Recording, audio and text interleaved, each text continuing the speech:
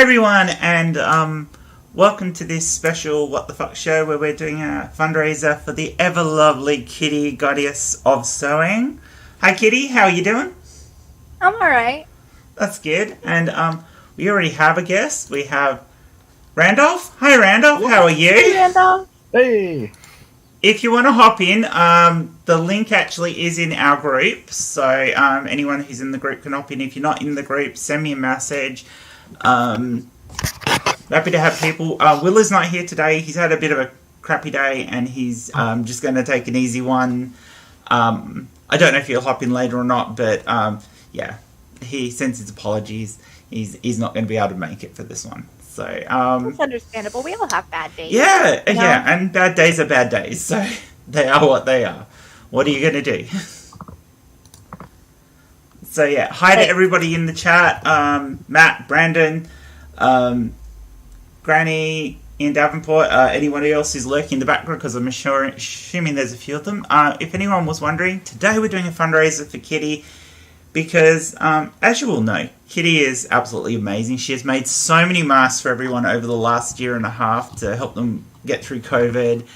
She's made other things for people, and she really doesn't ask anything in return for this. And she's out chasing a new sewing machine, something that will make her, help her make better things and do things better.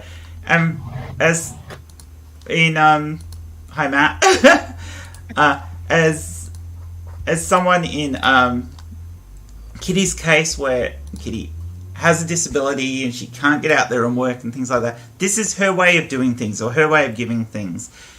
And I mean, she gets good enough with everything she does, and she is really good enough anyway.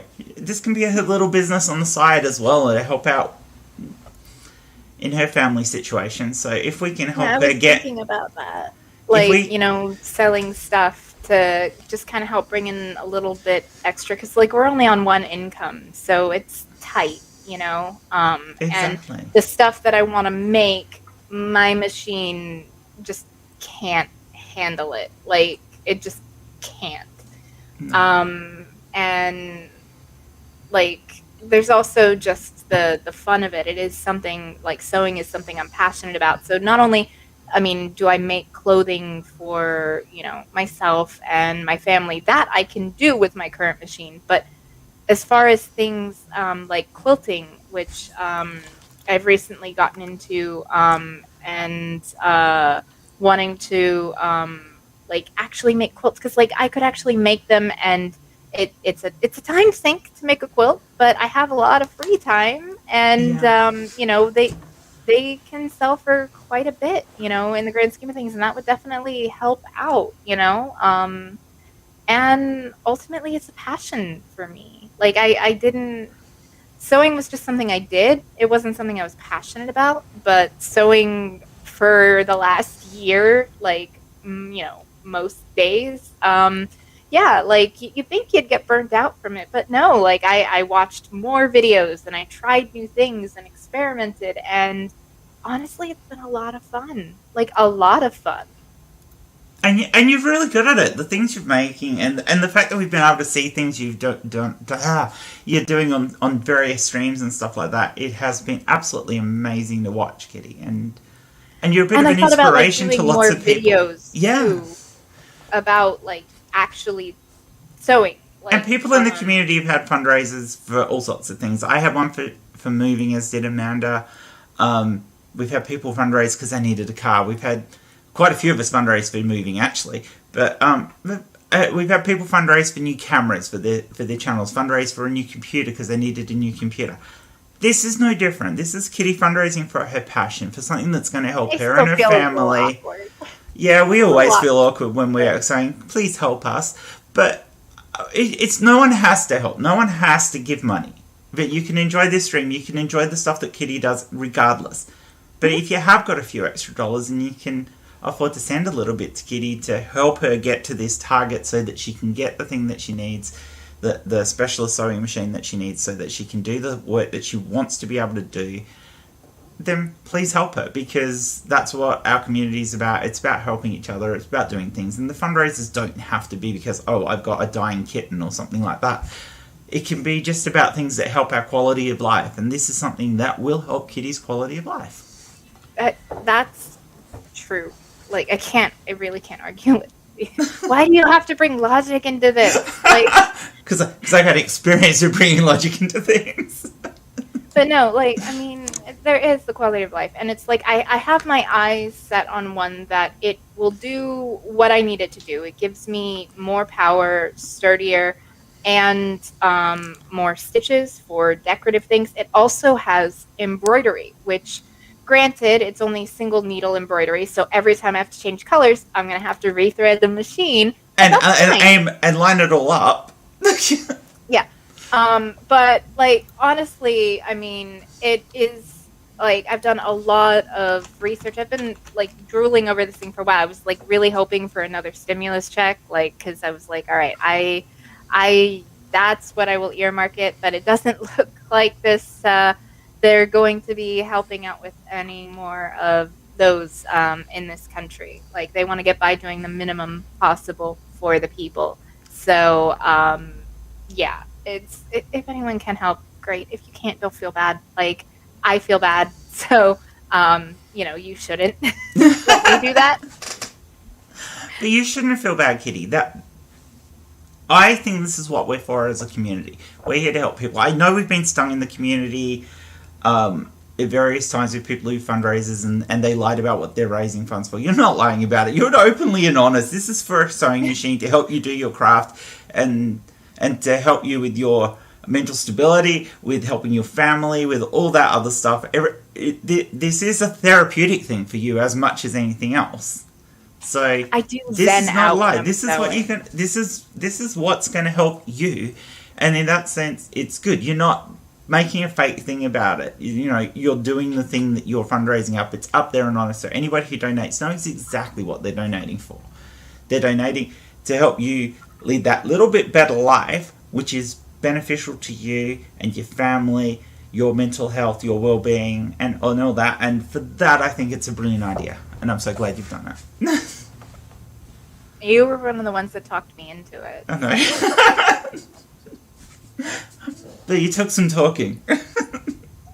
Yeah, well, because I was like, I don't know. Like, I'm exactly the same as you. It took Will and Purple and a few others telling me that you really should run a fundraiser for your move because it's gonna be really hard on you financially. And I'm like, I don't care. I should do this on my own. It's my thing. I should be doing it.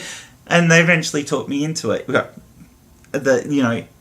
It doesn't matter. You do the fundraiser. If you don't raise it all, it doesn't matter. People will help if they want to help. And that's what it comes down to. In this community, people help if they want to help, if they think it's worthwhile helping, if they like the person. And that's all that matters.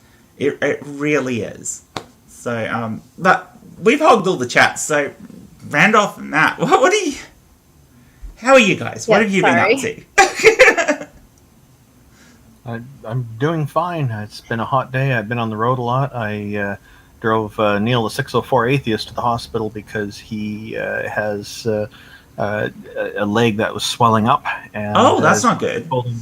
His doctor told him to go to the hospital if it doesn't get better. And so I took him there because he's in no shape to drive. So yeah, not with a swollen leg, no. That wouldn't be good. Is he okay?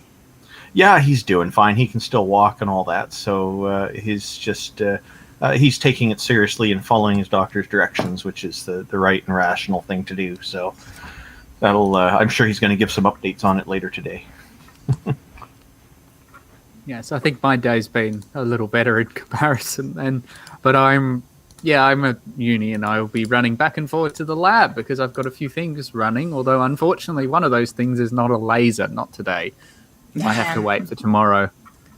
But I'm running some little temperature sensor measurements. We're trying to see how stable we can get temperature for some tests of something that's quite sensitive to it. So if I duck off at any point, I'm running downstairs to the basement where I've got all my equipment.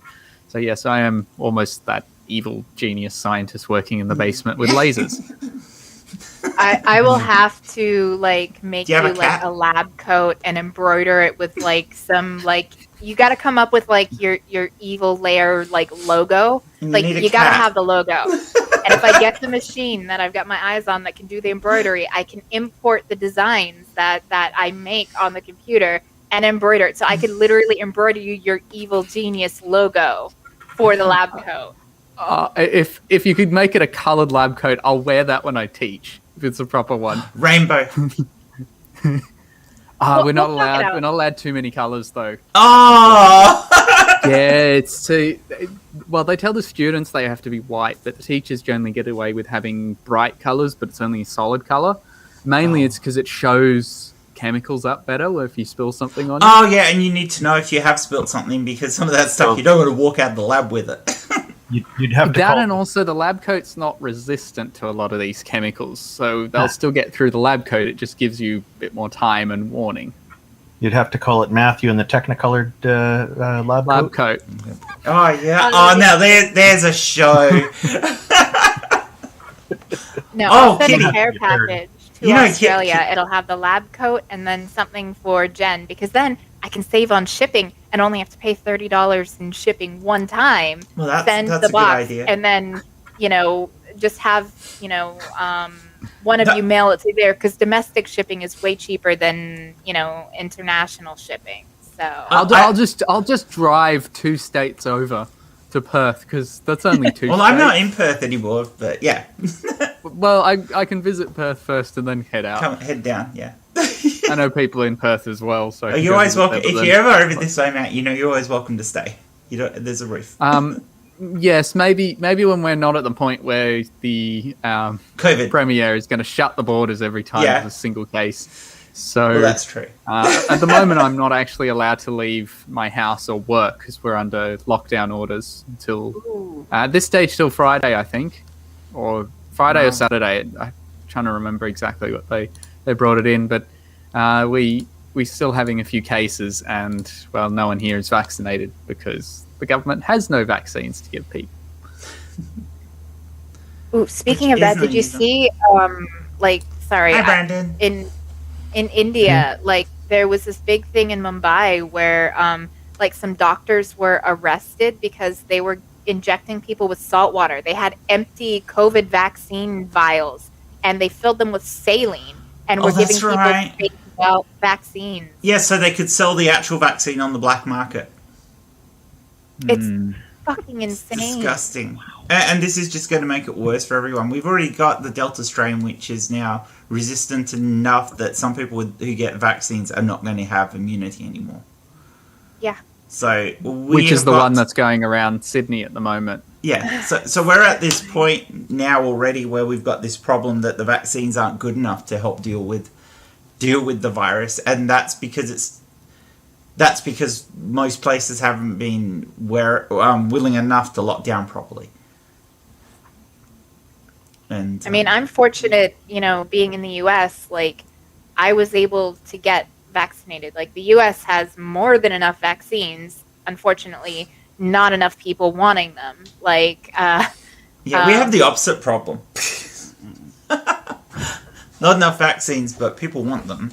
But people don't want them. Maybe you can vaccinated save or on not. shipping, Kitty, and also send out some vaccines while you're there. If You I have could get my hands on them and had, like, sub-zero temperatures, Yeah. like, I would That'd be the hard bit. definitely. I actually think the second part of that's harder than the first. I got a giant tank of liquid nitrogen out there. That'll keep them Not below for zero. long. It'll dissipate fairly quickly unless you have really good insulation. Yeah. What you want is some dry ice, so that we won't melt too quickly inside a well insulated container. Dry ice and liquid nitrogen. Then Oh, liquid do helium. both. Put all three in a layer. Graduate. Yeah, the liquid Okay. helium might actually destroy the inoculations. What, too cold? Get too cold. There must be a point where it's too cold and you're gonna wreck it. Did you hear about the man that was cooled to absolute zero? He's okay now. Oh, no, that's a real dad joke. That one. Oh, I can do that all day with science jokes. Is that why your thing is be like a proton? Pretty much. It's adorable. I love It his is. I love his sign-off line. Going back to what we were saying before, but maybe you should make in the multicolored lab coat, because then then we can go with what Randolph said for your some of your videos, Matt and his I multicolored. can figure out how to make one reversible where it's a solid color on the outside and like just Pride Parade on the inside. Yeah, then you could do both. Well, as long as you can button it up and not see it, I won't get into trouble into the lab, and then just at the end I can be like, Just hello.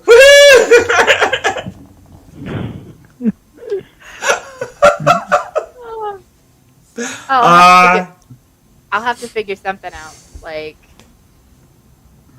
I have ideas. There's a certain colleague of yours there who you'd have to go and show that to. Yes. I think he would be very impressed. Dr. Carl would think it was awesome. He'd probably want to borrow it. Especially if he was doing a talk somewhere.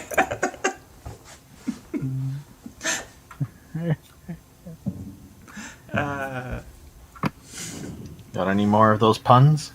Oh, I can go all day. I think it was No. Neil that I was actually the other day on Twitter. I was having a pun pun-a-thon? war with. We were just Well, going. But no. I like my chemistry one. Like, do you want to hear a joke about sodium, bromine, and oxygen?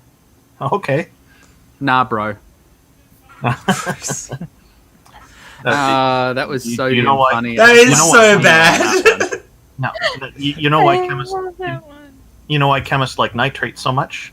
They're cheaper than day rates. Yeah. Mm. Aren't day rates cheaper than night rates? You should go take those chemistry jokes and bury them. Oh. Oh. Be careful. now, Stop! you You're know. making my freaking face hurt. Ah. Or you can join the new physics resistance movement. It's called OM. Now it's starting to sound more like electronics, but it still fits. Hey, Oh, I fuck can do that. physics as well. I'm physics. I'm technically a physicist now All right. with a chemistry background. I do both. Fuck Hey. that. The other ones I've got. Hey, Will. Hey, How's Will. it going? Oh, How are I you? actually had to Hang on a learn. second. I actually had to I gotta learn turn your Ohm's spot back law on. Ba-doom. because There he is. I used to make coils for my Hang on, you bits made quails. coils. Oh, okay. I thought you said Wait, quails. I was like, what? for vaporizing the vape juice. So I had to learn Ohm's law so that I could be safe about it because, if you're not careful and, they can explode. Now, granted, these aren't likely to do that because they're regulated, so they have a little computer in there that if you try to do something that is outside of what is safe, it will just tell you fuck off and it will not work, as opposed to there are mechanical mods that are unregulated and you could literally blow yourself up if you're stupid when making your own coils. So I had to learn, and I had a bunch of wire, and I went crazy with building my own coils for a while. It was fun. It's not rare to see someone's pocket explode. At all from Usually- those things. Okay, but see, usually that's people being stupid. I know there was this one company that I actually used to vape their liquids, and they had a mechanical mod that they made in-house. It was unregulated, so it didn't have any computers or anything. It was basically just a tube that you put the batteries in and the button, and when you push the button, it completes the circuit, and that sends you to the atomizer. Well, they said specifically, for this mod, you have to use batteries X. And they told you exactly what batteries you needed to use. Somebody bought the mod and then went to a Radio Shack to get batteries. Just, do you have anything that'll fit in this? And they just threw random batteries in there. And it didn't end well. No, it wouldn't. What? But that's not the company's fault. They told you the batteries, and they said, do not use any batteries but these batteries right here. We sell them, or you can get the exact same batteries somewhere else, but make sure they are these exact type of battery. Yeah. And This someone is did a it problem. It was a button battery, I assume. Button Oh, stuff. actually, here. Badly did it go? Hold on, let me see. It Yeah, blew buttons. up, and he had shrapnel in his leg. Wow. Yeah, these little are button flat top. Yeah, the little flat top buttons. Yeah. Because your problem you have with those is different ones of those that actually output different amounts. Oh, those sorts. Oh yeah, no, that's a lithium. These is are, that? yeah, no, they run on lithium batteries. Yeah, it's a lithium So battery. this, Yeah, so 18650. yeah, so all the lithium batteries have different wattages and voltages. So even though they're all the same size because they have to be to fit in the battery packs, they're all different rated. And if you put the wrong amps through the device, you're just going to burn it out. So these are 18650s. They're 3.7 volt, 30 amp, 3120 mah. And it's the amps that are your problem, not your voltages. Because what happens is you put too many amps through the coil in that heats up the liquid to make it into a vape. It'll get extra hot. That will cause the liquid to expand more as it gets too hot for the thing, and that's what will cause it to explode. So you're putting too much current through they're it. safe So, if yeah. you use them properly. It's when you don't. But, I mean, there's so many other things out there that are safe if used as intended and properly, but are not safe when not used properly, you know? Yeah. Yeah, no, I agree. I mean, if you've got directions on it and it says in big writing, please use the correct battery or you're going to fucking hurt yourself, it's your own fault if you use the wrong size battery. So, really quick to jump back to what you guys were talking about earlier, it's actually easy to make something double-sided. Like, you see this? I made this double-sided, but you just put the, it's a process, but it's totally doable. Wow. Yeah, It's like I know making it's doable. It's just like making a cape, That looks cool. you know? It does look It's cool. literally just like making a cape. Double layer. Or no, that's like, well, you could do it that style, but that's like, I don't want to say lazy, but I already said it. But that's kind of the lazy way of doing it. I don't want to say it's lazy, but it's lazy. Well, I learned a lot of my styles from hobos and punk rock people, and a lot of people would sew the inside shirt in first, and then just add a gajillion patches on the back of their jacket. But it's a process because you have to have patience and an idea of what you're doing. You also have to be careful that you don't sew over the inside stitching places for the patches, so that if you turn it inside out, it looks a bit like a zombie. That's why you do the inside first. Yeah. Also, I would have to digitize his almost a doctor logo and embroider that on a visor or a cap, because they actually sell for the machine that I want to get a baseball cap holder. So you basically can then put in a baseball cap and do embroidery. Oh, that would be on the baseball cap. awesome. Oh, now you know I what you have can one. send me. I have I one, hate yeah. hats, but I'd have a baseball cap with with the what the fuck show logo on it. That'd be awesome. Oh no, I will be sending if I get the machine, I will be making little goodies for my Aussie friends and boxing them up. Oh, and we need 3 what the send them fuck over. show baseball caps to wear when we do streams. Definitely.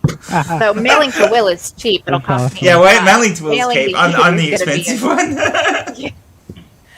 Which is why it'll be a group pack. package Group where package. I toss Care package. everything in one bin and go. Well, didn't you have something you wanted to send to Mero as well, didn't you? So. Well, yeah, because I had already sent masks to Mero and Nacho Witness last year, but that was before I had the ability to do iron-on vinyl, so. Oh, okay, yeah. I wanted to do another round of masks because it seems like going forward, masks are just going to be a way of life in the Western world, at least for smart people. Around here. So really quick before we jump too much, this is what it looks like. I did this with my machine. This was my first print. And then because this is pretty like standard. And Sancho Villa literally is like hide your wife. You know, Pancho Villa, Sancho Villa. Makes a lot more sense when you live in Los Angeles. And then Fidel Negro is actually a feat of engineering because I learned how I did that by hand. Oh, what? Yeah. So this is with a cage. Damn. This is with the cage and machine, which is pretty standard. So what Kitty saw, I call it a cage, but this is pretty standard. And over the years, I learned to do this. What I'm not showing you is my 50 mistakes in the same box. Like hand stitching, like I can do basic hand stitching for, you know, if I need to do basting stitches or if I just need to, you know, just do a few, you know, like whip stitches or something to just like tuck something in somewhere. I am not skilled enough at hand stitching to do what you did there, Will. So kudos for that. It's like 25 years practice, so it wasn't overnight, you know. But it's really well done. It is. You wouldn't know it was hand done. It's patience, and it's just you literally have to like go stitch by stitch, slow and almost like always have a plan and shut your brain off. It's always better when you Like- go slow. When I'm Sorry. sewing at the machine, I That was zen a out. Jody joke, Like, by the way. it is very relaxing for me, and I find my happy place, and I just kind of zen out. But when I'm hand stitching, it is stressful as hell. So I try to minimize the amount of hand stitching that I need to do on any given project because one is fun and the other is not. So how are you doing, Brandon? How's life? I'm good, man. I'm doing all right, man. It's okay. Not much happens. I mean, I don't live an exciting life like you guys do. I mean, You'll live longer. uh, How are you doing, Hey. Randolph? Doing good. How's the studio coming along? It's been a little hot to do any work on it the last couple days, but I've made quite a bit of progress. I've got all the plywood up on the roof. I just have a couple of edges I had to fill in some tiny pieces, but the roof for the most part is done. Awesome. When I took the old roof off, the OSB was rather than regular plywood was actually just stapled in, so that made it easier to remove. But yeah, I know I'm shaking my head too. I use a lot of screws for this one, and there were no gaps between the sheaths either. So Oh, wow. some had buckled up because there was moisture in there, and that's part of the problem for why it leaked. But yeah, now it's all proper plywood, 5/8 of an inch thick, and the 2x4s are all 16 inch apart. There were some that were like 24 inches apart, and those parts of the roof were actually sagging a little bit, not much, but just a little bit. And a couple of the crossbeam 2x4s I found were actually not screwed or nailed into anything. They were just held on by the roof. What's Oh, your wow, that's not what's good. been your average temperature? Oh, I don't know the average, but the hot day was 40 degrees in metric, and we had rented a hotel for that night. It was just because we don't have air conditioning in our home. The day before that was 36, okay. and it was just way too hot. But it's tapered off to 32 the day after the 40, so it's come back a lot, but it's still just a bit too hot to do anything. And plus, Same I'm here. busy today. I was driving Neil to the hospital this morning because his leg was swelling, and the doctor said, go to the hospital if it doesn't stop. So I took him there. We had a I nice saw chat. that. I hope he gets better. It's been unreal hot here too. Unreal. Yeah, I know Neil will do better. He's following doctor's advice exactly, and so I'm sure he's going to give everybody an update. But it looks like there's a path to recovery for him, so this is good. Awesome. Awesome. It's not like someone I knew that was told to quit drinking and they switched to Bud Light and Marlboro Lights. How is that? I'm not kidding. I'm not kidding. I How did actually, that go? How is that quitting drinking? That's like they How did that go for him? they had one hell of a funeral. That's like saying, stop doing hard drugs and then switching to heroin. we had one heck of a party. It was awesome. Well, that's good. Yeah, I listened to the doctor. Does that mean that you'll listen to me one day? Oh! No, for medical advice, no. But if you tell me about lasers, sure. Not until the end, doctor. I'm irritated because we only have one vehicle, and usually Michael needs that to get to and from work. And so for the past, year plus, because of COVID, they've been doing telehealth. And I was supposed to have a telehealth appointment on Friday, this upcoming Friday. But I got a call from the doctor's office. Oh, we're canceling telehealth, so you're going to have to come in. And the doctor changed where they're located, so now I have to drive over an hour to get there in order to be there for freaking 8 o'clock in the morning. And, it's on a day that Michael has to work. So, we'll figure it out. But it's so dumb because literally, the telehealth is the same as the way my appointments are. It's my pain management doctor that I have to see every month because of the medications I'm on. And it's go into the office. What's your pain score today? 1 to 10. Where's your pain located? What's it feel like? How are you doing overall? Okay, we'll call in your scripts. See you in 3 weeks. That's literally all the appointment is. There's no procedures. There's no nothing. It is literally just they physically, legally have to see me every time they write my scripts. And it could be done over the phone, but they decided, no, we're not going to do it anymore. Just to update everybody about what the stream's about. Sorry, Will. Kitty is up to $280 US now. So thank you everyone who's donated. We've still got a long way to go, but her GoFundMe will be up for a while. So anyone who's watching this later who wants to help Kitty, click on the link if it's still there. And you've got a few bucks to throw her way. Please help her out if you're in the $100 chat. has been raised since the stream started. I just awesome. checked. I love you guys so much. Thank you. I shared the link on Twitter as well. You're gonna make me cry. So anyone who's in the chat who hasn't donated and does have a few bucks, even if it's only $2 or $3, it all helps. It goes into the kitty for kitty, which is what I should have called the stream. That's perfect. That's a perfect pun. Damn it! And the next stream is going to be the GoFundMe for a Bentley for sewing. Harmonica Man asked for the link. The link is in the description of Harmonica Man, and Matt's just put it in the chat for you. That was a perfect pun. Yeah. Shadow, no, because Michael got it worked out. I'm going to go into work with him at 6 a.m. And wait around until somebody shows up because he has to open the job site.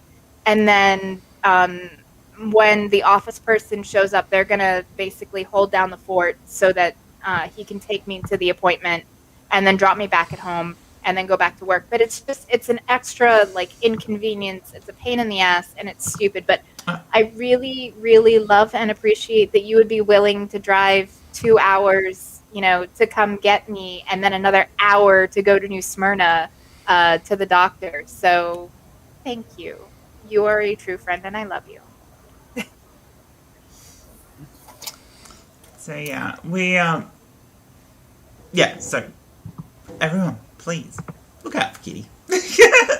We love her. Absolutely. And like I said, the next GoFundMe is for a Bentley, and I'm not accepting Matchbox or Hot Wheels. Oh, what about Hobby Code?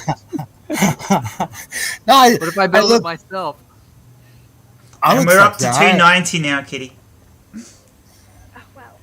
Also, I had an idea of what Kitty could stitch onto the lab coat on the front. You just go stay, and then underneath it you have an atom, and then you highlight a positive plus on the nuclei. Oh, cool.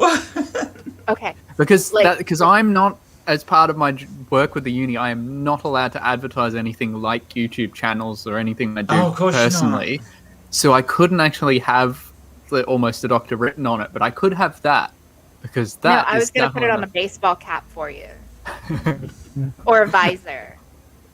Or you could also have the words be a proton, be positive. Well, that's what I'm thinking. It's like just show it, like depict it, like stay. Depict it. Oh yeah, because you're walking around with people. So, which is cool because if you wore it for one of your streams, you could point to it and go. Remember? Yeah. Oh, that'd be great. Oh, I've got so many ideas. Thank you for getting my creative juices flowing. I will happily pay for any of the supplies necessary for this. I'm now really keen on a lab coat. I have one. I'll mail it to you. I got too chubby for it. Lab coats are awesome though, because especially when they have extra pockets. They make all kinds of crazy lab coats. They're fun. Well, I mean, they're pretty simple. They're literally just a long jacket, essentially. I mean, that's why I like wearing. That's the closest I've got to anything. Then. Just a shirt. Thin trench coat. Yeah, no. Talking about the thing you were talking about before, though, Kitty, about stupid doctors not wanting to do telehealth when they should be able to do it. I still haven't got a feedback on it for Rob when we've asked for doing his next appointment with telehealth. But they kind of have to do it now because now that the car's in dock and it's got to be repaired and it can't be repaired till the end of next week, I can't take him to Perth for his appointment. It's not possible. I can't do it. So at that point it's like, how about you do the right thing and do the telehealth, which according to your website you actually support. That was weird, because when I phoned up and spoke to the staff up there, they go, oh no, the doctors really prefer to see people in the flesh. Okay. Yeah, that's alright if you don't live 400 and something kilometres away. But it's like, what difference does it make? If you do the telehealth, you have to go into a hospital to do it here. So you go to a nearby centre. It's not done over your own computer. So you have to go and see nurses and doctors there. Well, a nurse usually. So if the doctor wants to do any tests, like for Rob, it'd be weigh him and see how much pressure he's got in his stomach from the ascites and stuff like that. The nurse can do that, tell the doctor what it's like, and then the doctor knows. But no, he wants Rob there. And I'm like, this is stupid.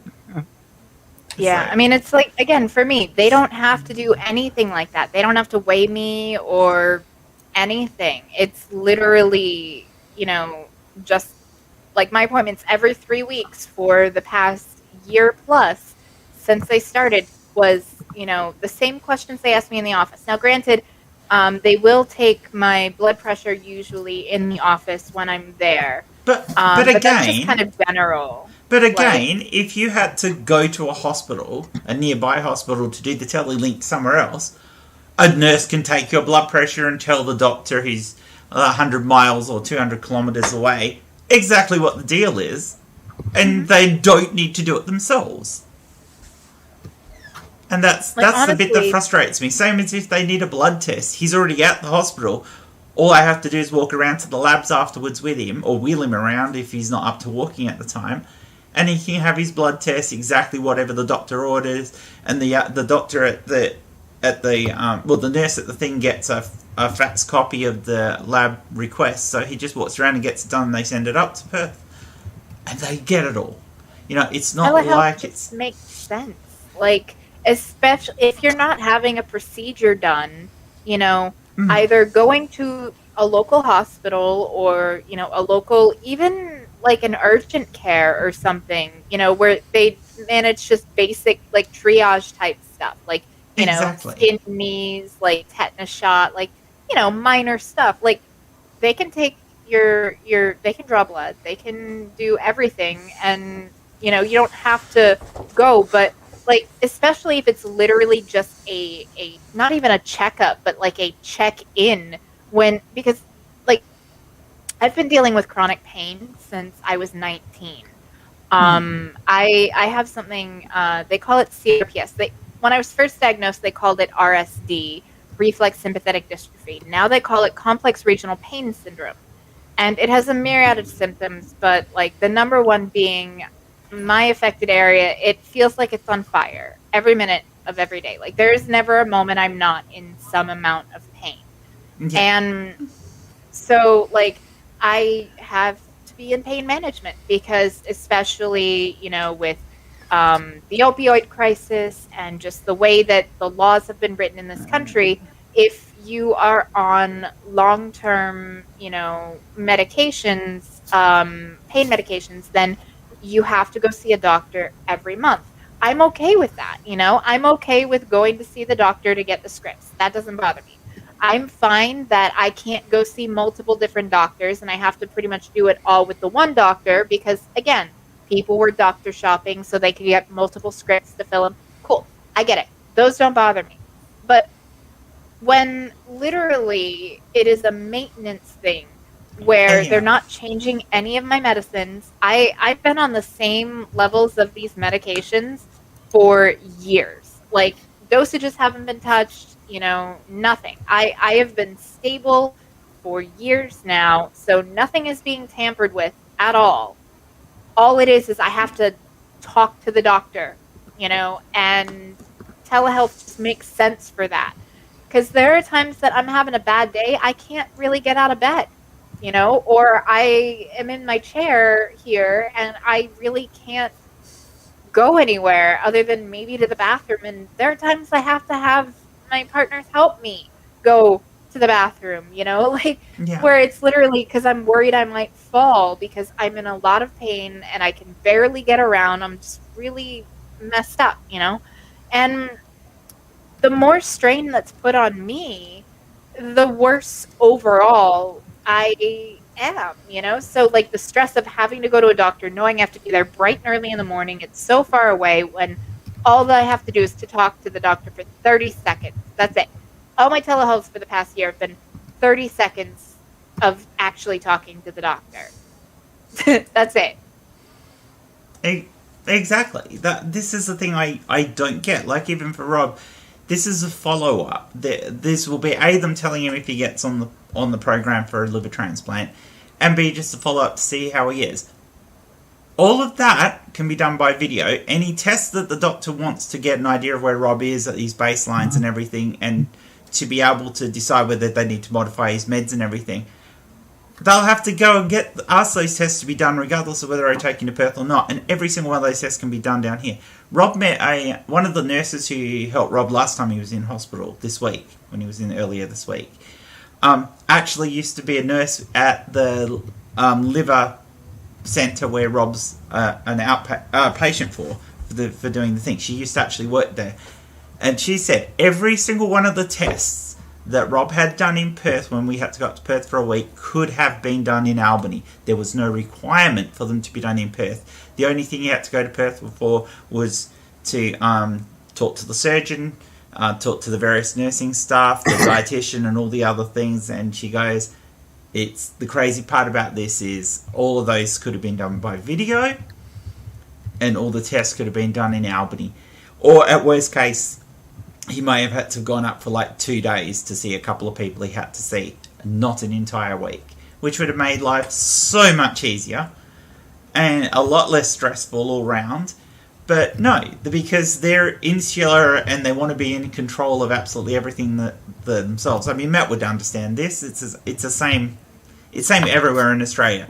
When a department in a hospital has so much say in a state about how things are being done, they tend not to like other hospitals to do things on their behalf, which is detrimental to country people in Australia. I should probably have a chat with my dad about that because that's his area. That would be an awesome conversation. Yeah, I'll chat with him about it and see where we go. He can't do day streams because he's always so busy, but evening for us. He works from his own little endoscopy centre and will visit the hospital if the patients are bad enough. Yeah. And I know that they were doing conferencing because of COVID, but I'm pretty sure if somebody went to my dad and said, look, can we do this online? Still now he would. I don't see why he wouldn't. I find that really odd that they won't accommodate particularly. It's like, well, see, the problem in WA is They basically divvied out transplant operations between the two major hospitals, between Charlie Gardner's and Fiona Stanley. And Charlie's has all the liver and kidney and that sort of stuff, urology and hepatology it's their bread and butter, and they have this big department that deals with it, and they like to keep absolutely everything in the department, so much so that if you're a country person who's doing it, the first thing they'll ask the country person is, can you move to Perth? Yeah, actually rip up your entire life and shift on the off chance you'll get a transplant and you won't die on the waiting list or something like that. They want you to live there. And I'm like, yeah, no. That's not what you're supposed to... You're supposed to be accommodating to people. It's why we have PATs and things like that, and the flying doctor to get people to the hospitals when they need the transplant and stuff like that. My mum actually worked with the flying doctor for a while, and she's got a few pretty amazing stories out of it. No, she has done a couple of trips in with the flying doctor, but she was one of the nurses in the first liver transplant unit they had in Australia back at RPA 30-something years ago now, and she was a nurse consultant at that for a while. And at that time, yes, RPA was the only place where you could do it because it was the only unit we had. And they used to fly people from all over Australia to do it. Yeah, she has stories. But now they've got this... But they didn't make people go there all the time. Even then, they would farm out stuff to the remote areas that they could, and then you only went in for the stuff you had to go in for. But the insular system that they seem to have, at least in Western Australia, is ridiculous. It basically means that if you're a regional person, a bit of a distance from Perth, that they either want you to shift or they want you to die. Is almost the attitude you get out of them, which is disgusting. Wow.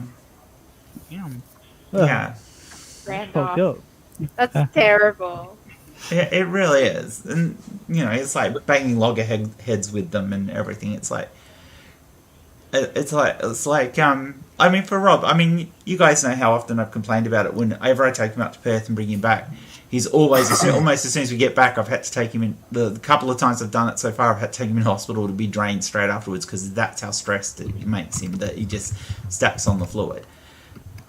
And, that's not good for him, and yet they want him to do that. It's like, don't make him do it, because you're actually going to be better off for him if you do these other things the other way. But I've digressed, and this is Kitty's stream. And please, if you've got the money, help Kitty out. There's a link in the description to her GoFundMe. We want to help Kitty out because Kitty's wonderful. She's done so much for everyone. She still wants to do even more for people, and this will enable her to do that. I mean, every bit that you guys give Kitty, she's giving back to the community in every possible way. And this just lets her get her the tools to do the things that she wants to be able to do that will help her support her family, will help her with her mental therapy, because it is a form of therapy for Kitty, and just help her in general. And we love you, Kitty, so we all want to help you. It's therapeutic. Well, thank you, Kitty. It's actually wonderful that you're contributing so much. Well, and I was actually planning on, if I get it, I wanted to do, it'll be a small quilt, but I wanted to do a quilt for you guys for the opening. I don't know if it'll be done in time for the opening of, your Canadian Atheists, thing that you're building. But do, something on there. Just something that you can, hang up on the wall or something like that. That's fantastic. Wow. I had the idea of seeing your Canadian flag in the background. I was like, I could probably quilt a maple leaf. And then, it wouldn't be that hard to do something with the thing that they're doing, and I like making things. Wow. I really do. I'm flattered. Whatever you come up with, we look forward to it. Don't rush, take your time, do the way you want to do it. That's great. Thank you so much. Wait for the new toy, because it won't be long, Kitty. I'm going to be telling Neil about this. I'm going to be talking with him later today. He's going to be, I know his reaction is going to be probably about the same. This is fantastic. Yeah. Thank you so much. It'll be fun. And, honestly, it's a little way that I can show support, Oh, wow. I like what you guys are doing. Well, thank you. Well, once we get the studio built, then it'll it'll be easier to make that kind of judgment. We hope that everybody will like it. So we really appreciate all the. I know what you and Neil individually are doing. So, like, collectively, it will be more of the same, just hopefully with even more of a reach, because That's you'll what we're have hoping. something more, like, I don't want to say institutionalized, but you know what I mean? Like, where it's more, like, central, and you'll have your hub for basically fighting against the toxicities of religion, which is something I am all for. Well, the focus is actually similar to that. That would be an indirect effect. Directly, what we're trying to do is to put a stop to the vilification of atheists and all of that kind of nonsense and the stigma, and that's our main goal. And the side effect of that, unfortunately, is that it pushes against religions that promote those bad ideals. So it's not our problem. That's just the way it is.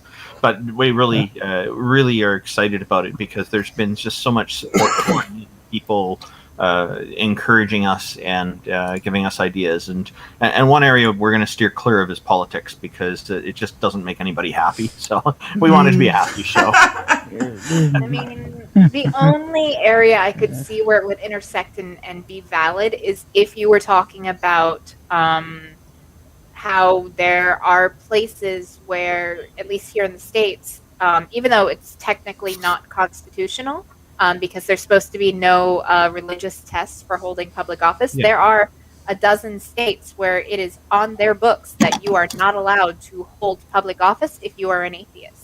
Okay, so I should probably be more specific because we'd definitely be open to talking about those kind of topics.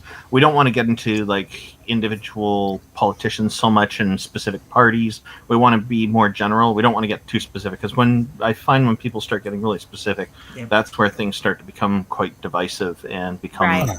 I imagine the closest thing to politics you get to would be human rights. Yeah, human rights, abortion would probably come up because a few streams I've joined, people start asking me because they start grilling me about abortion because they've. See, I don't understand that. Well, they read grilling you about on, abortion is ridiculous because yeah, you don't really have a shoe in this. It's like why are we? Why? Well, my view on is it's entirely the choice of the pregnant person. And what we should be doing is supporting them, whatever their choice is. And the pregnant person should not be required to justify that decision. Whatever that decision is, that's the way it has to be. And that's the way I see it. Right up to the very end of the pregnancy, that is the freedom, that is a human right. If we're serious about everybody being treated equally in society, then it has to include this. And I'm serious about it. But there's a page, an article written about me on the Conservapedia.com website. Really? Yeah. You got an honor there. Of honor. And it's mostly correct, but they start exaggerating certain things and they really hammer in on the abortion stuff. And I think that's why they see me and they question because they've been reading the Conservapedia website. Wow. See, this all comes down to that concept of body autonomy, and it's something we have to grant people. Even if people fuck it up for themselves, you still have to grant you have the right that body to fuck autonomy. up your own shit. Yeah. Like, What about those people that willingly get limbs removed?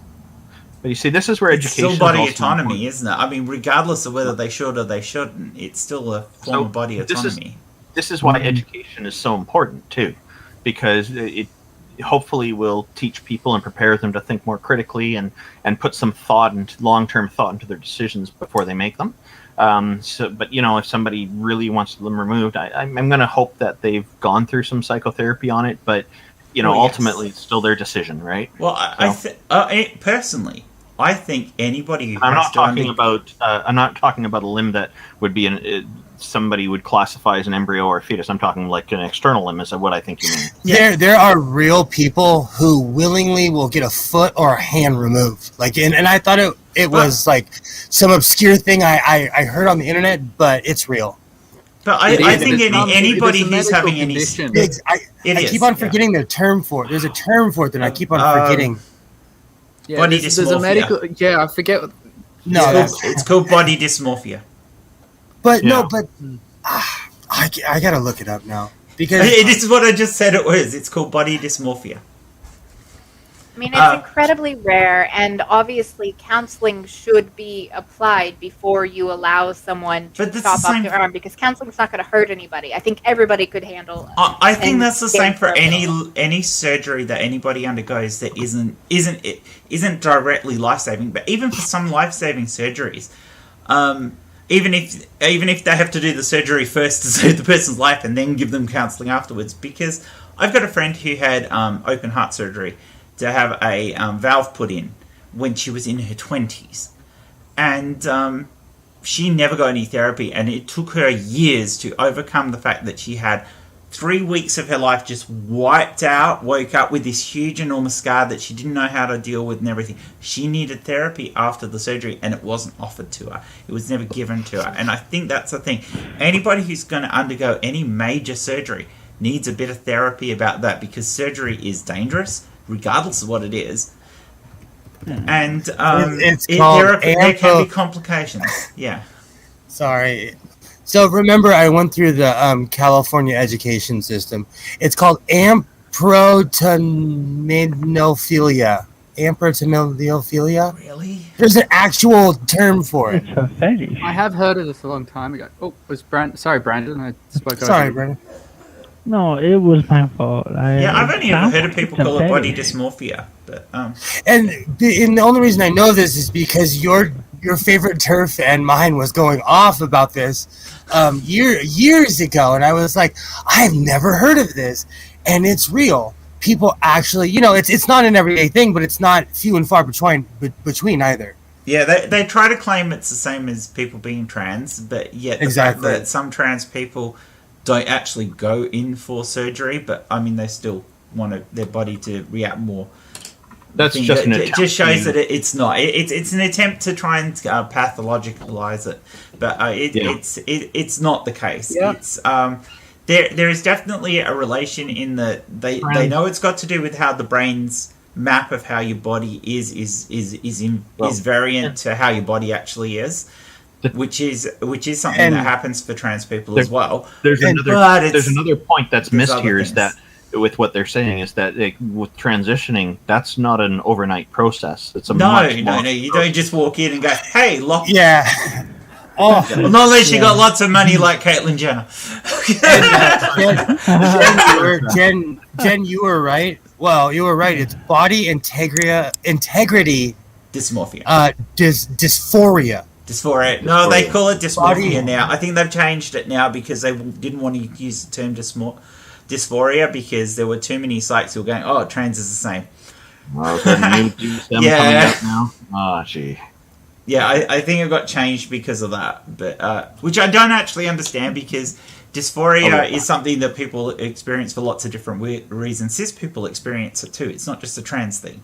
Dysphoria is something that anybody who has something that they feel different about themselves with, women who are small-breasted and decide they want to be triple Ds have a form of dysmorphia. That's what we call body dysmorphia here. Yeah. People who compulsively work out and say, "Oh, I'm not buff enough," and they're literally the size of a house.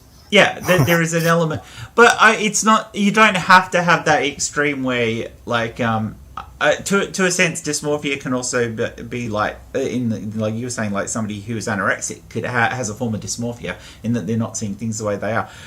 They're not all the same. They're not all tarred the same. There are some forms of dysmorphia which are psychological and and destructive to you as an individual. There are some forms that are not destructive, and they more relate. But some things you can be educated out of because it's that they've got underlying other reasons why they happen, and some things are due to brain mapping, and you can't change brain mapping once it's in place, and that's the problem. We can't at the moment psychoanalyze brain mapping to be the way, just accept your body the way it is, because it doesn't always work, because if the brain mapping's set in that, and this is one of those problems for people who are body dysmorphic in that they think they shouldn't have a right arm when they've got one. Their brain doesn't recognize their arm. It's like a phantom limb for them. And it's really, really disconcerting for them to have this arm waving around that doesn't feel like theirs. Some people who get transplants have the same issue. So there've been people who've had hand transplants and arm transplants and things like that, and that arm does not feel like their own. for I mean, I similar know reasons.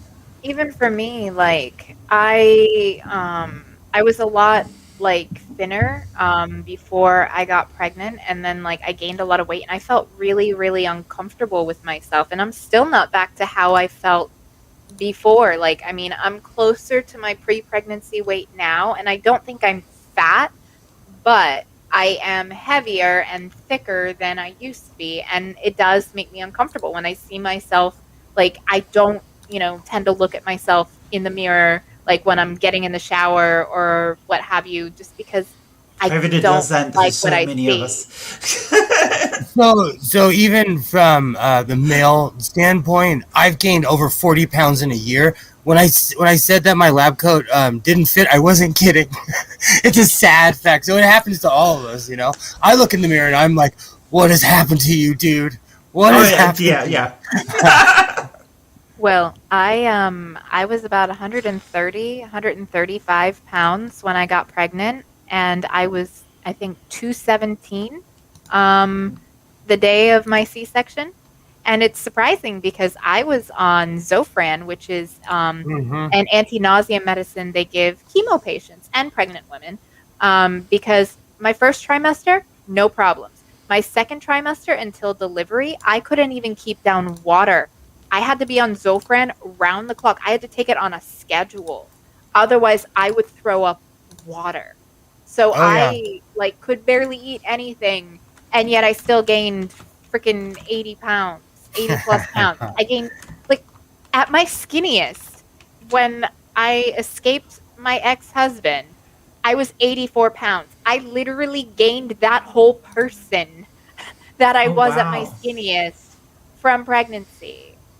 And so, like, I had a lot of ups and downs with my weight, like trying to get to a healthy weight after escaping my ex. And then, I was at a healthy weight and then not a healthy weight when I was pregnant and being disabled.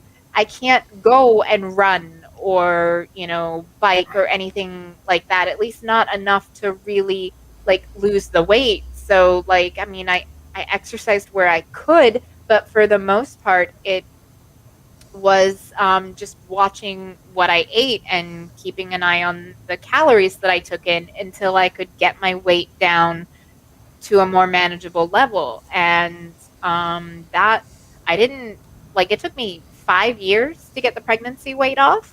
And like, I hated every day of it. Like, I felt awful about myself. And like I said, I'm not back to 100% where I was before pregnancy, but I'm much better off and much more comfortable, where I'm at now. And again, like with my condition, like any added weight, it puts more strain on my leg. It puts more strain on my knee. And so Exactly. like it adds to just my, a negative like cycle for me. So like I have to do what I can to keep my weight in check, because if I don't, then I'm just going to be shitty, not only from feeling like uncomfortable in my skin, but from actual like added pain too.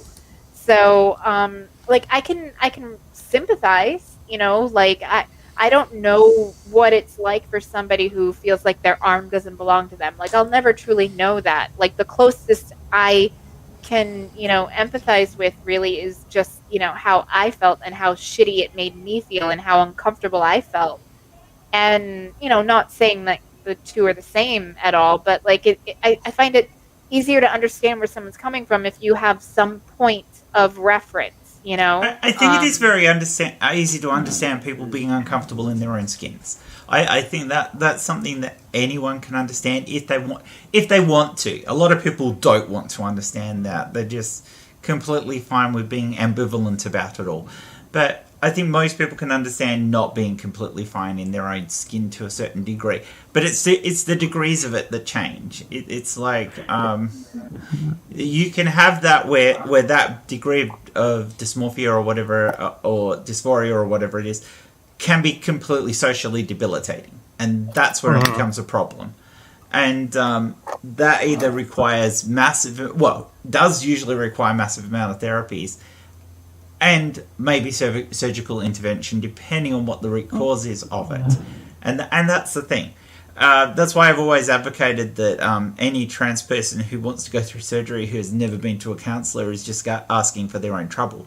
Because and as much as so there'll be people who say you're being a trans med for saying that. No, I'm not. I'm just saying anybody who has any major surgeries should go and get some therapy, because major surgery is a huge life changer, and you have to be aware of what goes along with that, and your reasons for wanting that if it's not life-saving. And even if it is life-saving, there's the recovery times and all that sort of stuff, and therapy helps. Otherwise, you could come out the end of your surgery and be worse off than you were before you went in, and you just want to kill yourself. And I know people who've done that for out of various different types of surgeries for different reasons. And, go get therapy. Don't be afraid of therapy. No one should ever be afraid of therapy. So, to switch the gears a little bit, because I'm here for controversy. last Saturday, here in Los Angeles, we had kind of... what would you call that, Jen? That wasn't a riot. It wasn't a riot. It was a public display of support. They got a little out of hand. there was a day spa here in Los Angeles where it's basically a woman's spa, and one of the patrons went full Godzilla Karen because a trans woman was there. Yep.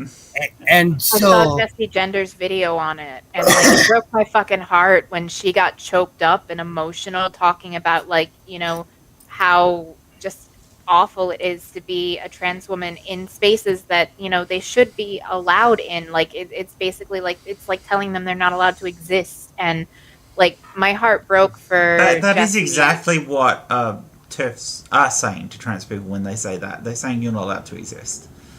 It is legitimately what people like Percy Parker are saying. That they're saying it in their quiet voice whilst in the loud voice saying the other bullshit, which is still just as bad. But it is what they're saying. It's their legit thing. One of the reasons I brought this up is because usually when there's a pro-trans protest, it's 60 people show up, 70 people, but here in LA, 500 or 600 people showed up. And they ended up clashing with the anti-trans people, and Antifa showed up, set a trash can on fire, and threw it at the cops. Yeah. And a Christian activist was punched in the face. So my real question is, where is that line of you have the right to protest, but if you come to LA and you're anti-trans, you're probably going to get punched in the nose, because we're a little bit more hardcore here. But where is that line? Where is that line that you draw of fighting the cops and I'm going to protest? Well, I think it depends on context as well. It depends what the other side is doing. If the other side is peaceful, then I would say the line is drawn anywhere where it gets offensive. Violent, but if the other side has been provoking, or they're coming up to you and being physically or verbally abusive, and you return, not necessarily in kind, but you return to defend yourself, then that's probably a lot better. So yeah, if somebody came up and tried to punch me because of who I was, I'd have no problem if someone hit them back. Yeah. Exactly. But you would never want to instigate that just because the other person disagreed with you. But I've got people who've seen me on Jen's channel and have said some things that that I was just like, that's not the terms you should use to describe the people I've been on with. And but I generally keep quiet because they don't really think otherwise. They don't really know better, if that makes sense. So it really depends on context. Sometimes it's no, this is actually better to leave it and have them think this is a normal thing to do instead of flaring things up. So it really, really depends on that context. But yes, if somebody threw a flaming trash can at me, well, it's different because anytime we have any technically it was a big dumpster and they were wheeling it. So what's that, Brandon? What's that, Brandon? I said you'd get out of the way first. I mean, you know what? To the cops, the cops just stood there because they're so seasoned here. They were literally just standing next to it. It was on fire. They're just standing there. They're so seasoned. They're so used to it here. It's sad. I mean, I literally just Yeah. early. Oh, sorry. No, my fault. I'm sorry. No, you're fine. Well, You've barely spoken, so go ahead. I kind of broke the whole thing. I hate breaking the vibe of the streams because You're I good. usually don't have much to say. That's That's why all. I don't like breaking the flow of things because I don't have much to say when I do. Well, I'm happy to have you here. Absolutely. We're happy to have you here, Brandon. My I my wouldn't have whole sent you a point, link otherwise. my whole point is like, you know, one of the reasons because I used to take my son down when stuff like this would happen. I'd take my son down there and be like, let's watch history. I don't go down there anymore because it's become so violent in LA. Like, it doesn't matter if there's it doesn't matter what the protest is about. The cops declared an unlawful assembly and they beat everybody up, which is what happened on Saturday. It got a little bit out of hand. The cops were like, nope. And they make their announcement, and 30 seconds later, everybody's getting pepper sprayed and beat up, you know? So where's that lot? Well, I was on Gigi, Godless Granny's channel earlier tonight, and like this actually came up. We were talking about, it was because something was said in the chat, and I was like, well, I'm not one of those people. Like, there are some people that will say that words are violence, but I'm not one of them because there's a difference between hateful things that someone says and violent physical acts. And you should never meet words with violence. Now, by any means, like Matt was saying, defend yourself. If somebody brings physical violence against you, give as good as you get. Stand up, defend yourself. But if someone says something you don't like, you can't just go around punching them in the face. Like, did I get a little bit of schadenfreude from watching a Nazi get punched in the face? Yes, I did. But do I condone it? No, I do not. I would never condone or advocate punching a Nazi in the face. I do. Godless sewing does. It made me smile, and I'll be honest. And as much as you might want to punch a Nazi, wait until they say something that's deserving of it. That could be like a 5-hour stream. I feel if you join certain organizations, then you should know what you're signing up for. I'm just saying. That's like a right. 5-hour That does it. We're gonna have a whack a Nazi stream. No, but here's the thing, and like my family, like as far as I know, we're not Jewish. But my grandmother, great aunt, and great grandmother were actually in one of the internment camps in Nazi Germany. Like, my father was first generation American. Like, they survived. And when essentially, the prisoners were freed, they came to the United States. And honestly, I got beef with the Nazis, like, because like my family, they didn't die at their hands, but they still suffered, Yeah. Other people have bigger beef because they lost family members. But when it comes down to it, like, I mean, I might get a little enjoyment in watching a Nazi get punched in the face, but it's wrong, like it's wrong to punch somebody for their words, like no matter what someone says. I would never go like driving around with my friends looking for someone to beat up. I wouldn't, oh, that person's dressed like a Nazi. No, I wouldn't do that, But that doesn't happen around here because that probably would happen if someone was wearing Nazi regalia around here, There are just certain things that I think were suppressed for a reason. And certain ideals that should be met immediately when addressed. When anyone says, oh, but what about this? You say, well, this is what happens, It's one of those things. I see the younger generation kind of forgetting about history. When I was younger, people said stupid things, but no one told World War II jokes like they do now. Yeah, but here's the thing. Like, one thing that we could learn from Germany is how they have behaved after the war. Like, you don't see kids standing up, to say a pledge of allegiance to a flag. You don't see the nationalism that we have in the United States. Like right now, the United States is on the trajectory to pre-World War II Germany, when we really should be taking a page from post-World War II Germany, in that, deifying a flag and, nationalism and, just fucking blind patriotism. To me, patriotism is calling out bullshit that your country does, Yeah. not just letting it slide and saying that you're the best. Like exceptional. In America, we've been doing it for a while, though, because it's maybe a shocker to no one. I was a Boy Scout. I was a Girl Scout. And we would march with the Vietnam vets. And they were brainwashing us with America, America, America, and that's how at least people from around this area were raised. We went to every 4th of July parade. The replica wall that traveled around America would always come to my town, and we'd always do some ceremony, literally a ceremony, That's why one thing I quite like about the way Australia does its kind of equivalent. We have Anzac Day here where we honour the soldiers, but it's not necessarily about the country. It's about honouring the people who have given their lives or in service, or actually have passed away during that service for the country. And so I did cadets, and I would march and I have marched before in the Anzac Day parades when I was younger.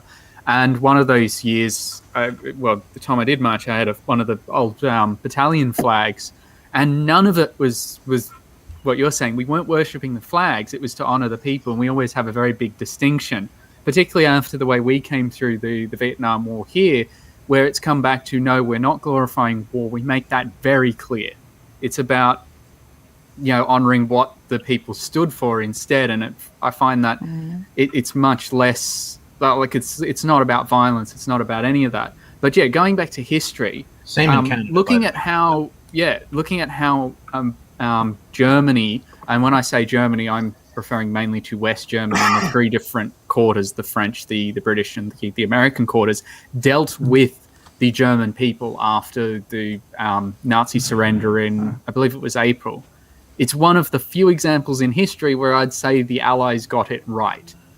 If you compare that to other countries where they got it really wrong, history, and I'd say not just learn about the end, learn about how Hitler came to power, because I've studied it and I've looked at what he does. I love my history. I could go for hours on it. I could give you battle maps and draw you out full battle maps. Or let's never even the smaller ones in World War II. But when you time look to play at battleships with Matt. Well, no, but what Matt's saying is so true, because on the Soviet side there were mass atrocities after World War II. Some that don't even want to speak before the end. No, but what I'm saying is what the Soviets did to the German people. It was horrible. There was actually, I've seen someone interviewed where they said that the final days in Berlin, when 90% of the city is destroyed, they were living in a bunker underground permanently, and she said that was better than living in East Germany. It followed it, or at least East Berlin after that. But the Soviets, that was not unique to Germany. That was Poland. That was Romania, that was Hungary, it was, and then all of the surrounding places. I forget what percentage of influence they're allowed in Yugoslavia, or what was Yugoslavia, as well as Czechoslovakia, which later became, got broken up. But the Eastern Bloc countries essentially. But Turkmenistan is currently the most corrupt country in the world. For misinformation, it's worse than North Korea, and that was the next Soviet country. But again, you don't hear about that. But you look at the way the protests went when Hitler was younger, and they're surprisingly similar in some cases. One of the ways they did it was they actually would hold protests, and the Nazis would send their own, at the time, the SA or the brown shirts into the riots to start bashing up the communists, so that the communists would fight back and they would all get arrested. They'd make them look violent, and you can even see where those turn violent. I always find it's just interesting, but also scary how history does have a tendency to repeat itself. And I mean, if you want almost to the letter. justification. There's some nuance I just want to point out. I find that history is mostly mimicked and not exactly repeated. Yes, I think that's yes. what you meant. Yeah. Yeah, I will. But we get it we get append. it close. We get close over and over and over again. Yeah, it's a slightly distorted mirror, but a mirror nonetheless. Unless I'm mistaken, the whole nationalism thing for America was because we were fighting communism. Yeah, it was. That was.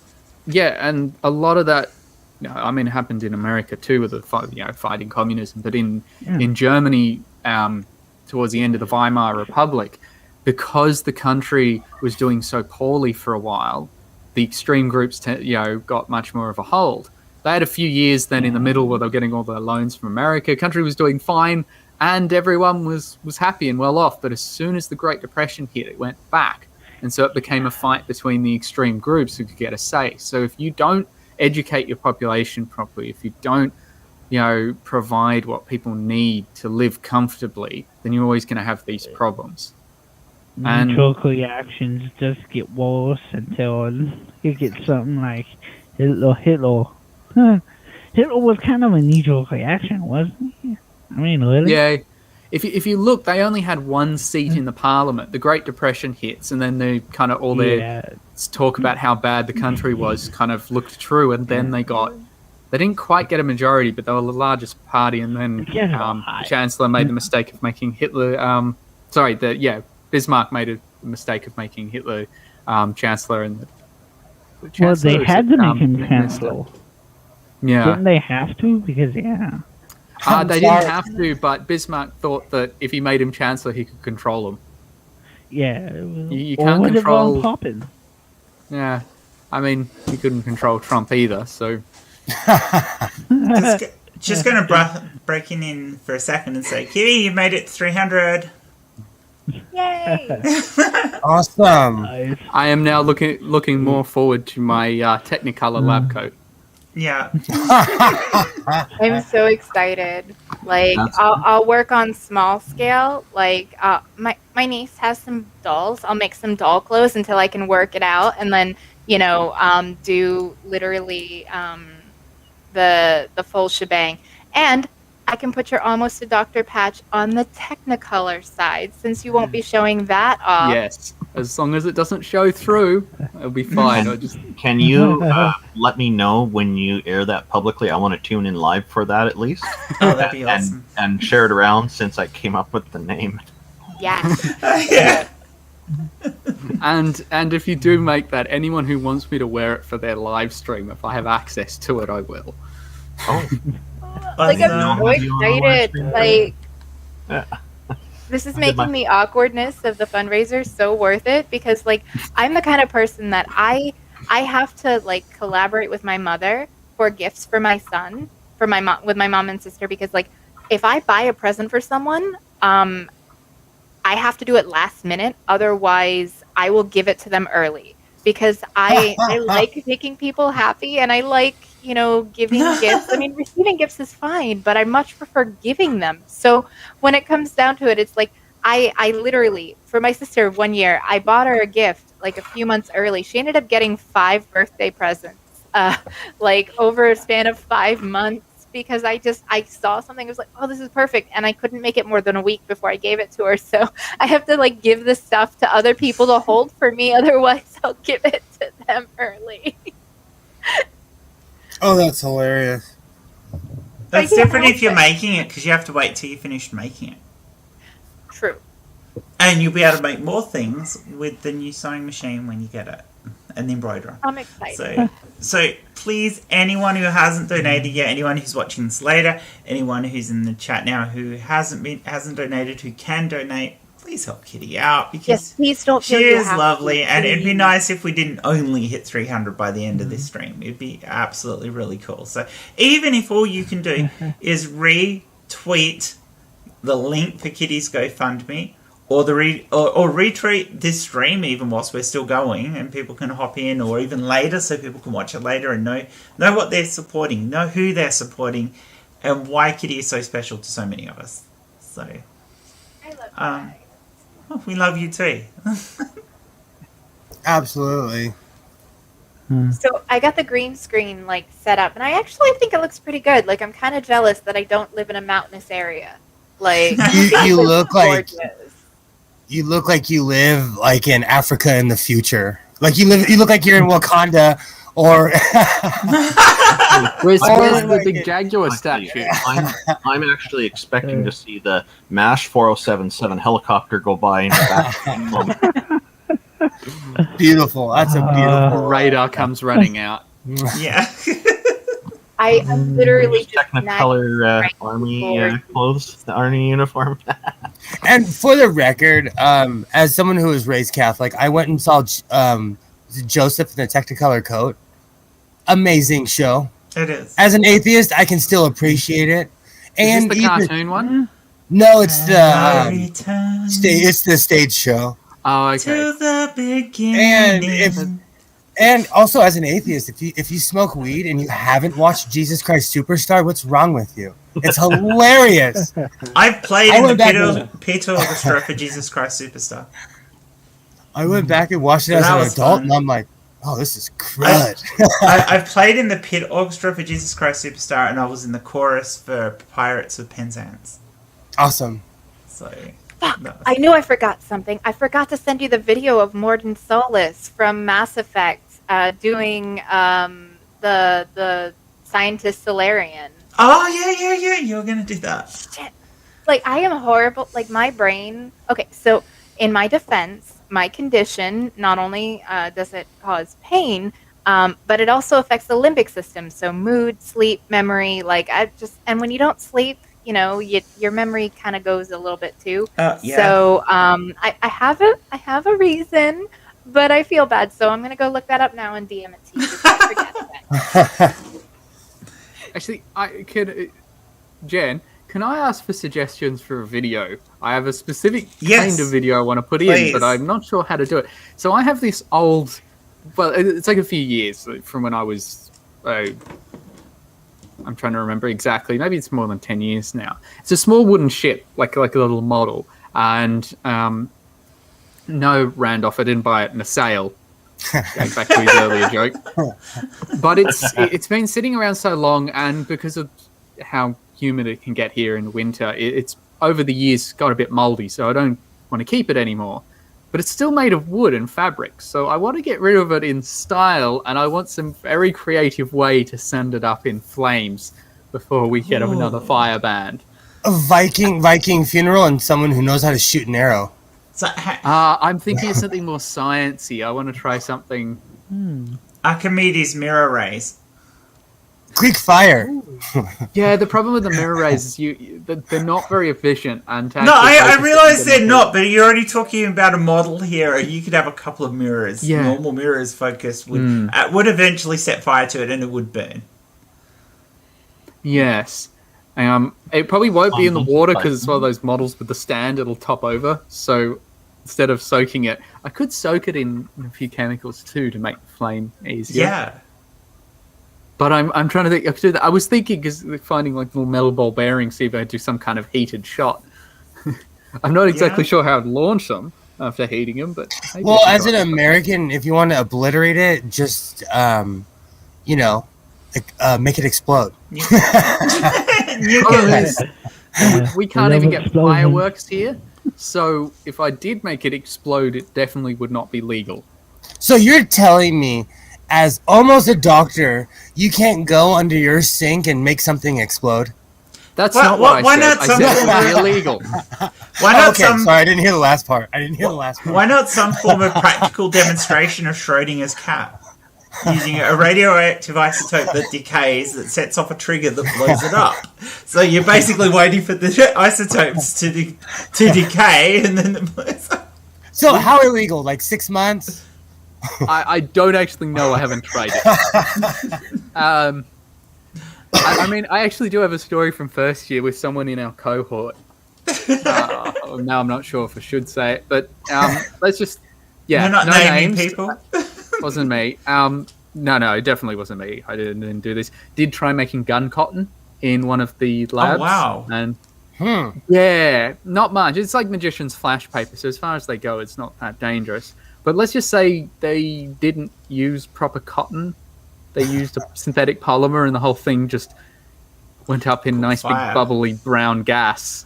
Oh! Nearly destroyed a fume hood, but we were very fortunate that was all that happened. It's a reaction that can go quite much worse than that.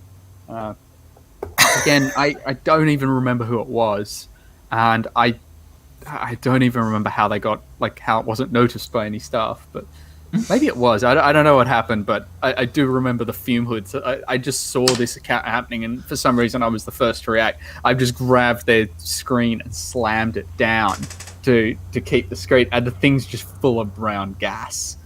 And I'm just like, awesome. I remember a similar thing happening in high school when we were doing year 12 or year 11 chemistry. I can't remember which one it was. Anyway, we're doing a great set of experiments on a whole heap of different chemicals, including like potassium and sodium and stuff like that, and, which can be quite volatile depending on how you set them up and what forms they're in. And at the end of the experiment, we said to the teacher in the class, "What do you want us to do?" And he goes, "I just put them all down the sink." So what was in it? Sorry, I missed which I can't remember exactly what it was, but there was a whole heap of different chemicals, and some of them were highly reactive, and he just said, "Shove them down the sink," and we did. Despite the fact that we knew that it was dangerous. Needless to say, he had to grab the fire extinguisher. Oh, that's not something you want to do. Like in chemistry now, they actually monitor, like the government bodies in charge of the safety occasionally monitor the water output of the chemistry building. Oh, really? They're that strict on how you dispose of chemicals, that there are certain things that can't go down the drain in any serious concentration. And once you actually learn about that, there are some things you can't put together. So acetone's a really common chemical. You find it like everything. It's a solvent. Nail polish remover, glues. But if you mix that with chloroform, it can be very explosive. You get this gas that will just ignite. So you never mix and halogenated. And the string gets taken down. Chlorine with non-halogenated. I was about to say. So, there's those reactions, but the problem is you can't generally get chloroform so easily, unless, of course, you're working in a chemistry building. But even then, that stuff is dangerous if you read. They tend not to. Safety stuff. I mean, when I did chemistry, it was in high school. It was like, oh yeah, let the kids have a go with everything. We can monitor them. These days, they're a little bit more restricted on which things they let the kids get access to. Once you get to senior chemistry at uni here, I did the labs, and I teach first year now, so I don't generally use it. But you just it'll be like the lab just calls for like 200 mils of chloroform as a solvent or something. You got to go get it, or you got to get special deuterated chloroform for one of the special machines, and you go over to the cupboard and just come back with this giant 6-liter jeweler of chloroform under your arms, and you just better hope I don't drop it. Oh, cool!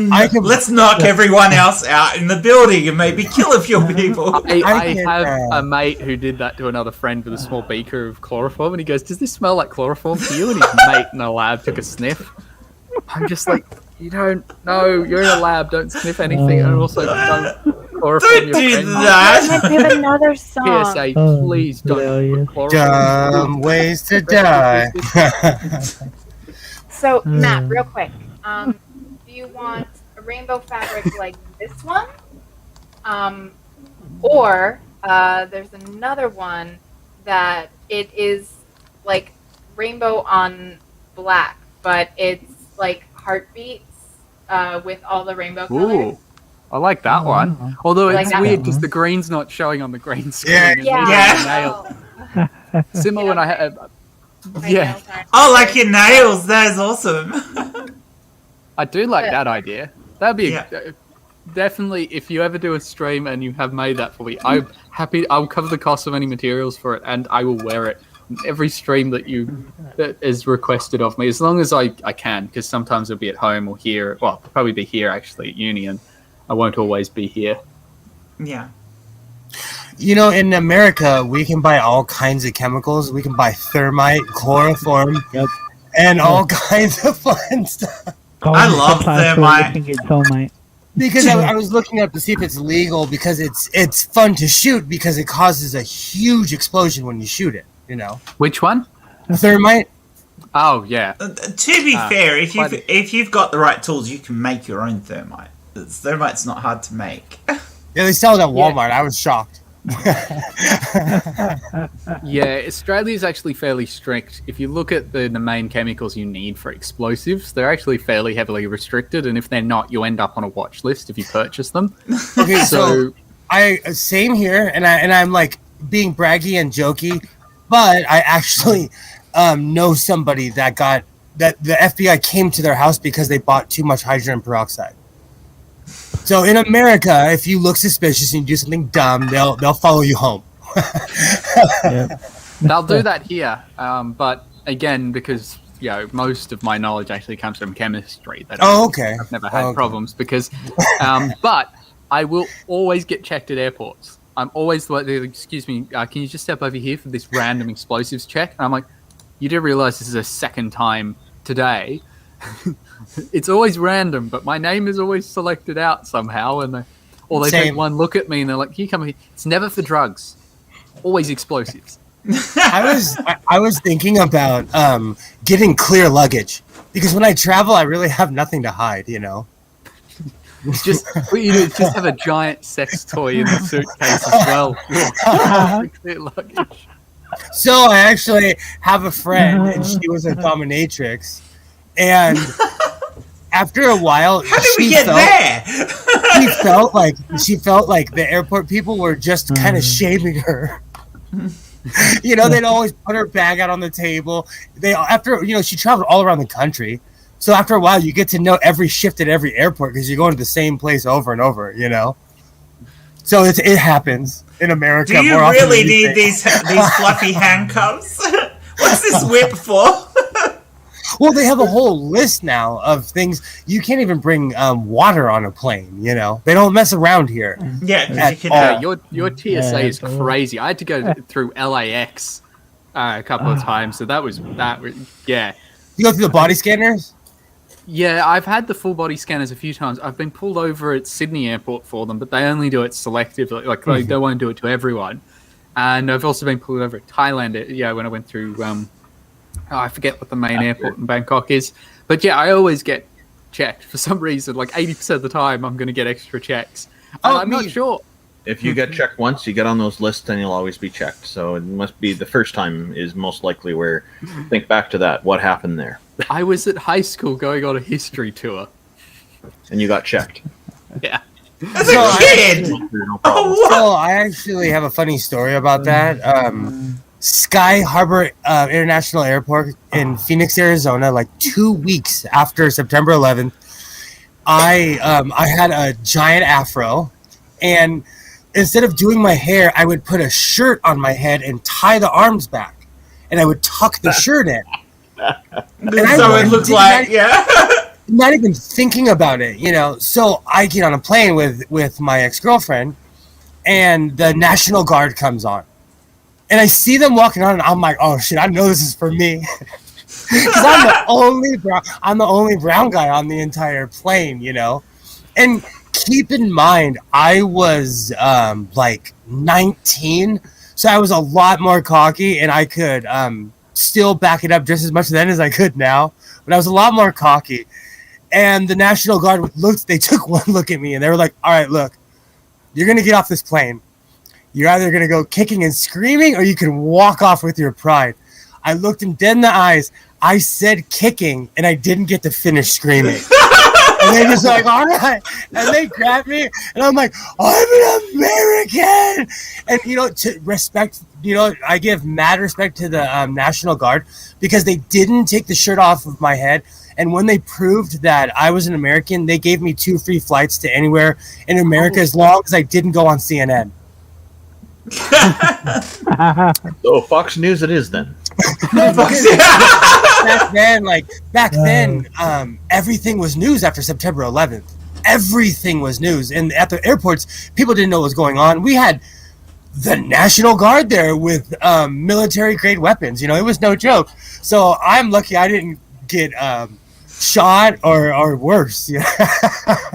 Like Australia's so much more laid back compared to that. I remember when I was little, my dad would take us to the front, and we could go into the cockpit because the pilot and the co-pilot would be happy to show a bunch of little kids. That would have been I was only year 1 or 2 at the time. Year 2 year 1 actually. So like I was a tiny kid, and I remember being let into the cockpit, and they'd give you drawing sets, and they'd come with sharpeners that have the proper blades on them. And now, if you tried bringing the smallest one on, the metal detector will go off. To be fair, if I had them come up to me and say, kicking and screaming or keep your dignity, I probably would have said exactly what you said. I'm a smartass. Like, but again, they were not messing around back then. I don't blame them. We had an attack. I'm not sitting here condemning anybody. I acted dumb. On the other side of that, had you been thinking clearly, you probably would have said, "I'll take the t-shirt off." I condemn all the terrorists and all the apologists. I don't even back then. I didn't even think of it like that. It was. I didn't feel like doing anything with my hair. It was a style I did. It was something that was very semi-unique. Rastafarian too. So, exactly. What's that got to do with being somebody who's a threat? But they got the color card out. That is purely racist. Purely racist. The only other thing I would have said to go with what. The only other thing I would have said was go with the kicking and screaming. I would have said kicking and screaming and fucking news reporters. I was making a lot of noise because I'm like, they're gonna take me in one of these rooms and break my ribs. They're gonna hurt me, and they were actually, because they pulled my ID out of my pocket while I was acting like a dummy. What is Isaiah doing? I was having a good time. He actually slept all afternoon, so he will be the night shift tonight. He'll be up all night. He'll be all up. He's on his high. But once they were honestly looking for people who weren't. I don't know. You know what? I wasn't what they were looking for. I wasn't the droids they were looking for. You're not the droids they were looking for. But you made it interesting for them. I didn't think it was that serious. Did you kick RTD2 afterwards? No, I smoked half a pack of cigarettes. I was like shaking, they were pointing M16s at me. They were not joking. Wow. Yeah, this was like right after September 11th, Yeah. So, good old racism. I don't. Ever since then, guess what I don't do? I don't mess around at airports. You don't put your hair in a t-shirt either anymore. I haven't had hair since there was a 19 in front of the year. At least long hair, if you don't count my eyebrows.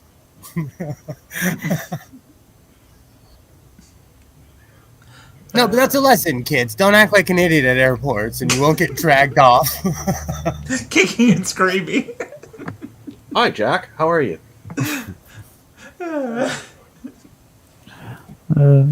Honestly, but that I've never had any trouble at airports or anything.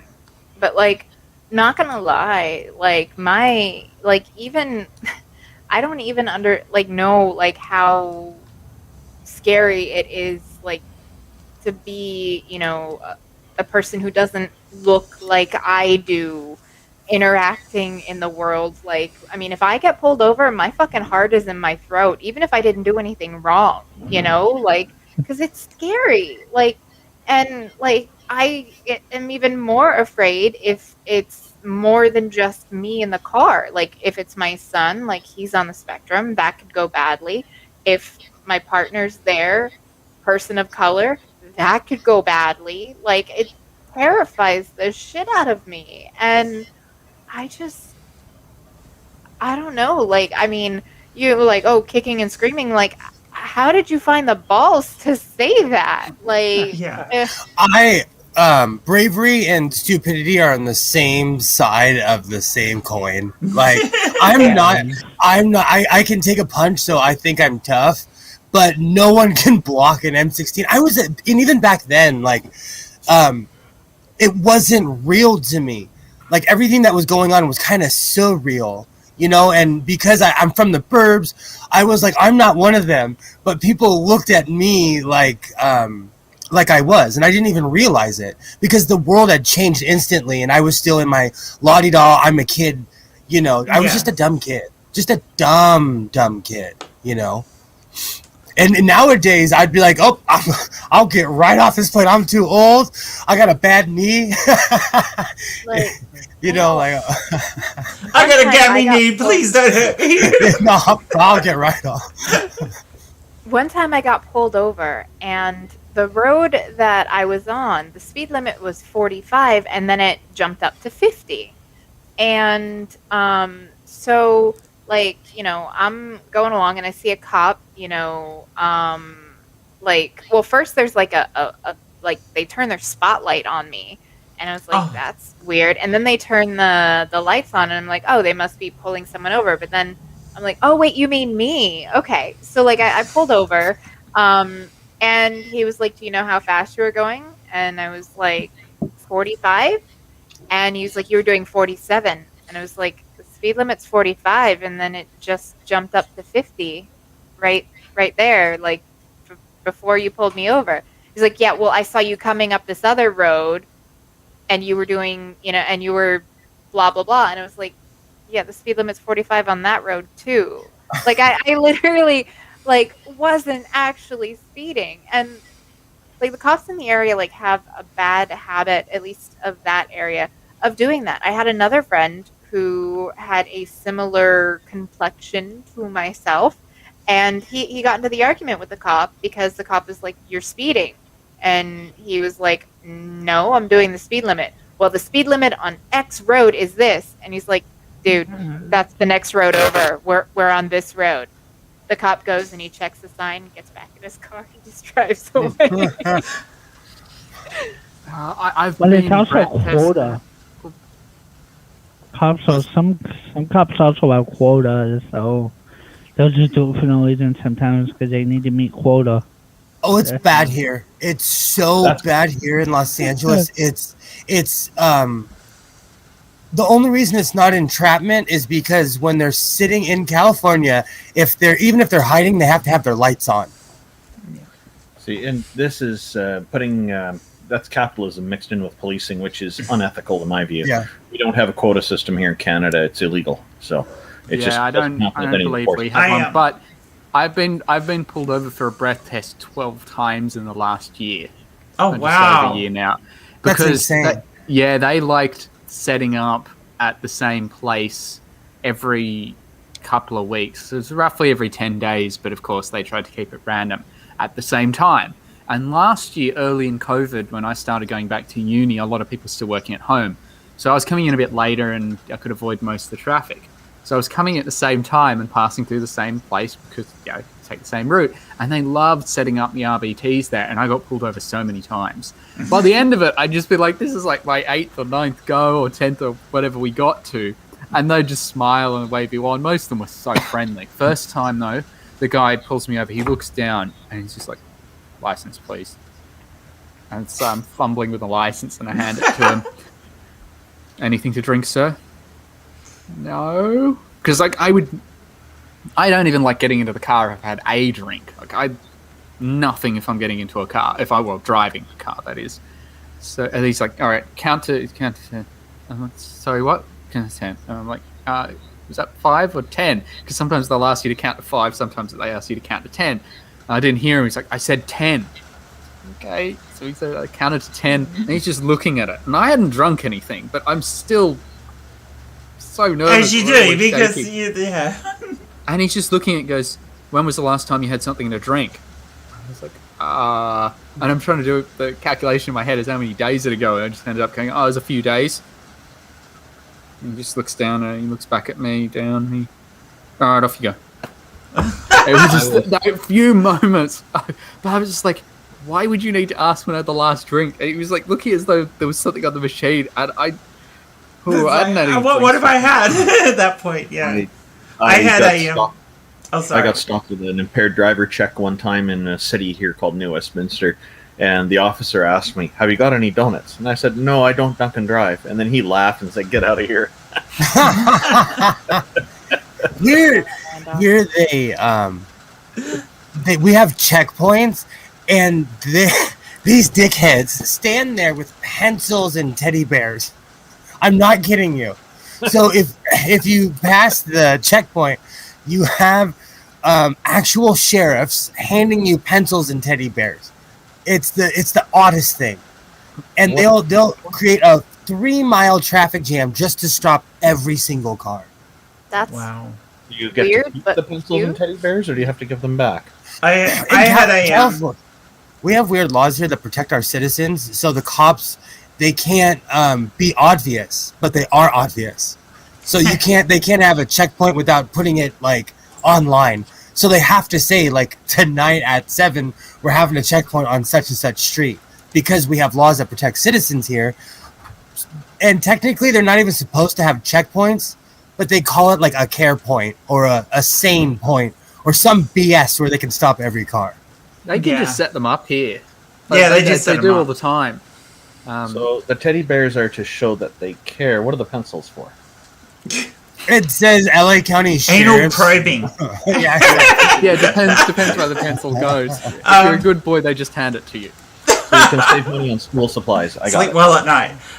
Have you ever heard the story about the pencils they tried to give out? I forget which organization it was, but it was a don't do drugs slogan. They were giving. Oh, out and all the as you pencils, but wound them sharpened down, the it ended up pencil, being went do from, drugs. Kids don't do drugs to eventually telling them That was Do drugs. That's awesome. That's what you awesome. call not thinking it through. I had a one when I was younger, because you know how downtown's always well lit. So I'd been playing in a concert, and as I got in my car and went to drive home, and a cop behind me pulls me over and goes, "You realise you don't have your lights on?" And I went, "Sorry, officer." He goes, "No, it happens all the time. Yes, you can keep going." And then he starts laughing, and he's just sniggering, and he's laughing. "No, you could go down." Like, what the hell's going on? So I turn forward to start going, and there's this fucking great big huntsman right in the middle of the windscreen. It had crawled up on there whilst he was talking to me, and he was watching this, and I just screamed because I wasn't expecting it. I mean, I'm not scared of spiders, but the fact that it was right there in front of me, and I was like, ah! And he's pissing himself laughing on the side of the road, doesn't even offer the help, just walks back to his car. what a dick. I have an old family story. So, my dad's side of the family is Lebanese, so my last name always gets double checked if I hand my ID over to anyone. Yeah. But one of my great uncles, before he passed, I was sat down at a family gathering, and I had an arak with them, which is their traditional Lebanese choice of drink. It was quite a strong drink, but they quite liked the fact that I sat down to have a sip, and it was me, my dad, my grandfather, and my great uncle, so 3 different generations. So he got into telling all these stories. He was telling back in the day, he was driving along and for anyone who's wondering, yes, we're in kilometers here. So he was driving along in like a 60 zone, but he was doing something like 80, 85. Like he was 25 kilometers, maybe a good 15 miles over the speed limit. And all of a sudden, these lights in the background, the blue and red lights go up. Yeah. And he's pulled over, and he said he was thinking, "I'm gone. This is it's a ridiculous limit to be over." And the cop comes up to the side of the car, window rolls down, the usual thing. "Can I see your license?" And he hands him the license, and of course, here it's an Australian license. Everything's in English. And the cop at this point is also speaking English. He just looks at the license and then switches to Arabic, and hands the license back to him and said, "Be on your way, Farid," which is Fred in Arabic. And he tells him in full Arabic, "Be on your way." Gets back in the car and drives off. He recognized the name on the license and must have known the family or something, and just was like, off you go. My dad had one like that. I remember it. I was a teenager, and Dad was driving home, and the cop pulled up behind Dad, with and they put their lights on. And Dad drove around the back streets of where we lived. And Mum's going, "What are you doing? Pull over! The cops behind you! Pull over!" Dad pulls over, and it turned out to be somebody Dad had taught. And they go, "Yeah, just don't do that again. And next time I put the lights on, pull over." He let this guy a merry chase. All he was doing was speeding a little bit. They could have just pulled over, but no. He went on a runner. He was just so lucky that the cop who pulled him over was somebody he taught. I was like, "What are you doing?" So I've only ever gotten a speeding ticket one time, and I was on my way back to Florida from Massachusetts, and I went through an area of Virginia that I found out later they have speed traps there, and like that's like the town's main revenue is pulling over speeders on I-95, which is the main road that connects New England down all the way to the Florida Keys. And it was the middle of the night. There was like practically no cars on the road. I have my cruise control set between like 5 and 10 over, but I won't ever go more than 10 over ever because it's stupid and reckless. So I'm cruising along, and I'm in the middle lane, and I'm slowly moving faster than the car in the right lane, but then a car in the left lane zips past me, and then the lights come on, and I'm like, oh, well, he's gonna, pull over that person, because, I'm pretty much keeping up with this person next to me, and then he gets behind me, and I'm like, excuse me, and so, like, I pull over, and here you have, and I'm not going to say what I thought at the time, because it is body shaming, but let's just say this person was rotund and would not have been able to pass a physical fitness test.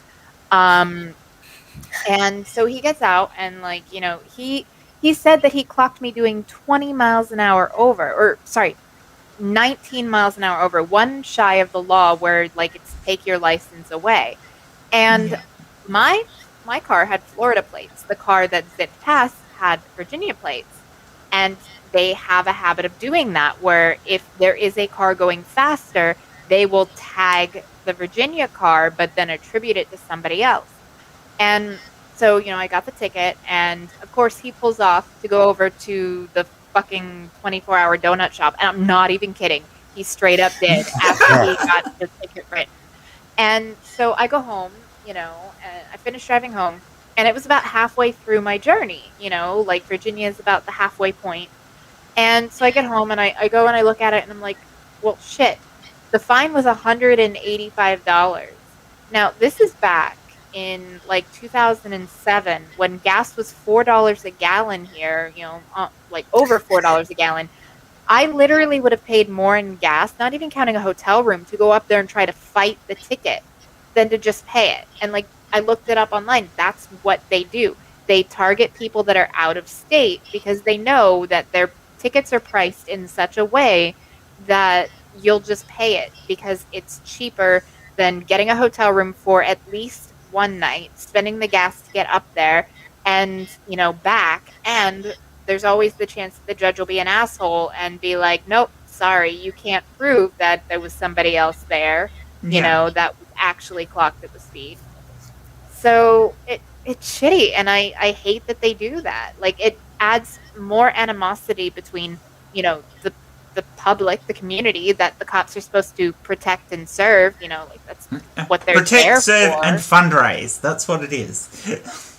Yeah. Can I ask, Suing or Kitty, do you have many speed cameras in the US? I've only ever driven in Phoenix and then up to the Grand Canyon, so It's probably not a good. funny you would bring up Phoenix because they were America's test city. And that was actually in good old Mesa, Arizona, is where I got my first running a yellow, I guess is what you would call it. My first actual speed camera. That was over 20-something years ago. A lot of it came out to be fraud, where cities would charge the people for cameras but not put the cameras out. So they put the pods up to scare people, but they wouldn't put the cameras in. Because here here it's very different. I think a lot of our speeding revenue to the government goes from cameras. But until recently, you had to signpost them. You had 3 signs before each camera.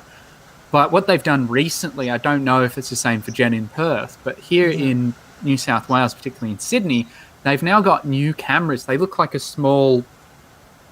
look like a bigger version of a webcam, the round dome-like ones. They're not big. They fit in my hands here. And they put them on the top of poles. It can be signs, it can be lights.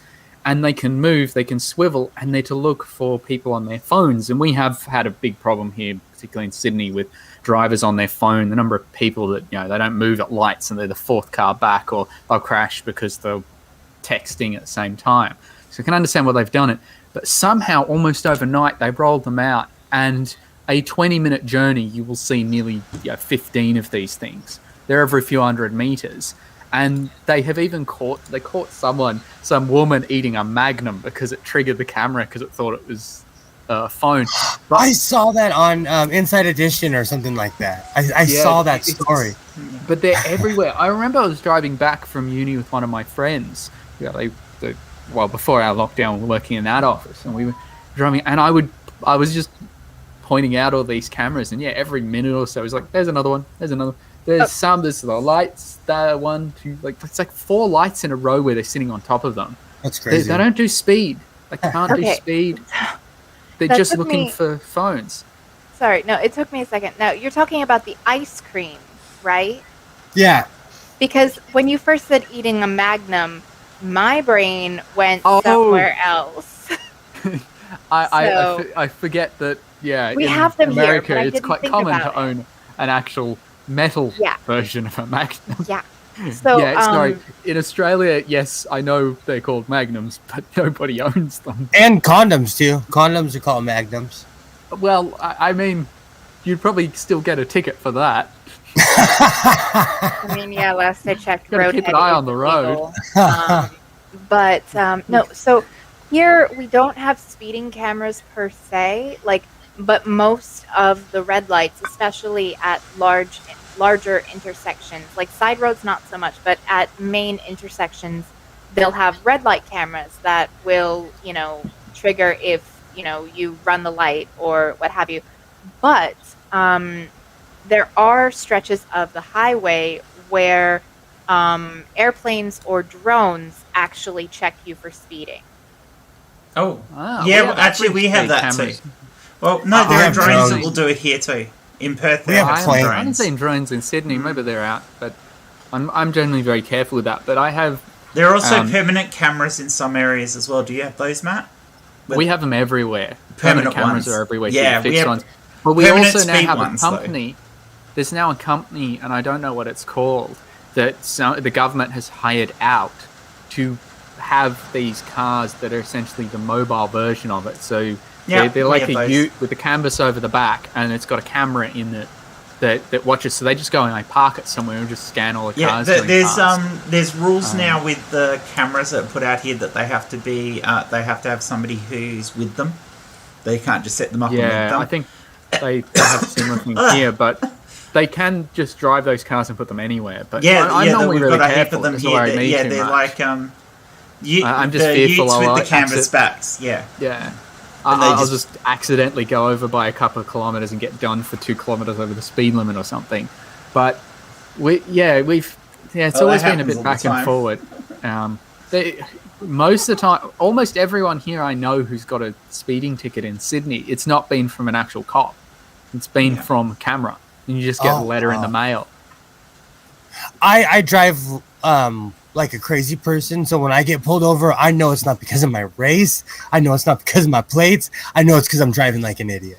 Yeah. I was once in traffic court because I had to testify because this chick rammed in the back of me, at a red light, and so they told me that I had to go down and give testimony, which really sucked because it happened in Miami. So I had to drive from the Daytona Beach area, which is an hour north of where it's northeast of where I am in Orlando. So I had to drive 6 hours to get to Miami to appear in this traffic court. And so I get there, and I'm sitting in there waiting for the case to come up, and so many people are sitting there, and it's, they got caught, running a red light, and, the red light cameras, and the judge, it was comical, actually, because it's like all these different things. I've never done that. I would never do that. This one Karen got really passionate. My kids were in the car. There's no way I would run a red light with my kids in the car. And it's like, guilty, guilty, guilty, guilty. I'm like, the one thing that might get you off of that is saying, I didn't believe I could safely stop. Because that's the one thing that might give you a chance at getting out of it. If you, it's like, oh, it was yellow when I went through it, not guilty, But if you say, I didn't think I could safely stop, if I remember correctly from our driving manuals, yellow is basically stop if you can safely do so. Yeah, we have the same thing here. Go through. And I've heard from, it was secondhand, but I've heard from a cop here that what they'll do is they'll look at the car, and if they can see the front lift up so the person's hit the accelerator to get through on the yellow,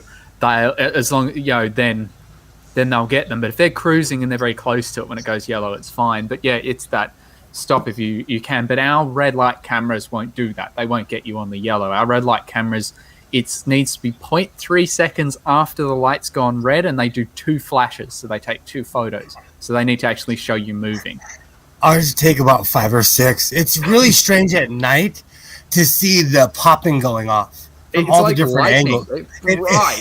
It's I remember once that I was driving out west, and we were going to a Lebanese wedding, and I was driving. I think I was on my P's, so my provisional license. I don't know. I don't think you've got something like that in America. Maybe you do. Yeah, wait, learner's permits. Yeah. No, we have Legitimate. learners as well. But once you have your learners, you get your provisionals, and you need one for 1 year, and then the next one for 2 years. So 3 years you're on a restricted license, so you can't have any alcohol in your system, and you only have 4 demerit points rather than 12. Yeah, there's other restrictions like top speed limit. I think in your first year is slightly under what our max speed limit is on certain roads. And also you can't tow a have more than trailer one and things like passenger that. after 11 at night, because they had so many cases where you all come home from a party and you'd have a driver who's fairly inexperienced with 6 people in the car, and they'd crash it after when everyone else is drunk. So they brought that rule in.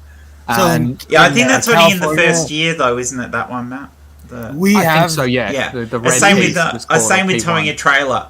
In the first year of probation, you're not allowed to tow trailers and things like that. So we have the same laws in California that you guys have in Australia as far as kids is under 21s. As the years go on, they gain certain rights, but you can't just jump in a car here anymore. Yeah, as a kid. you definitely can't.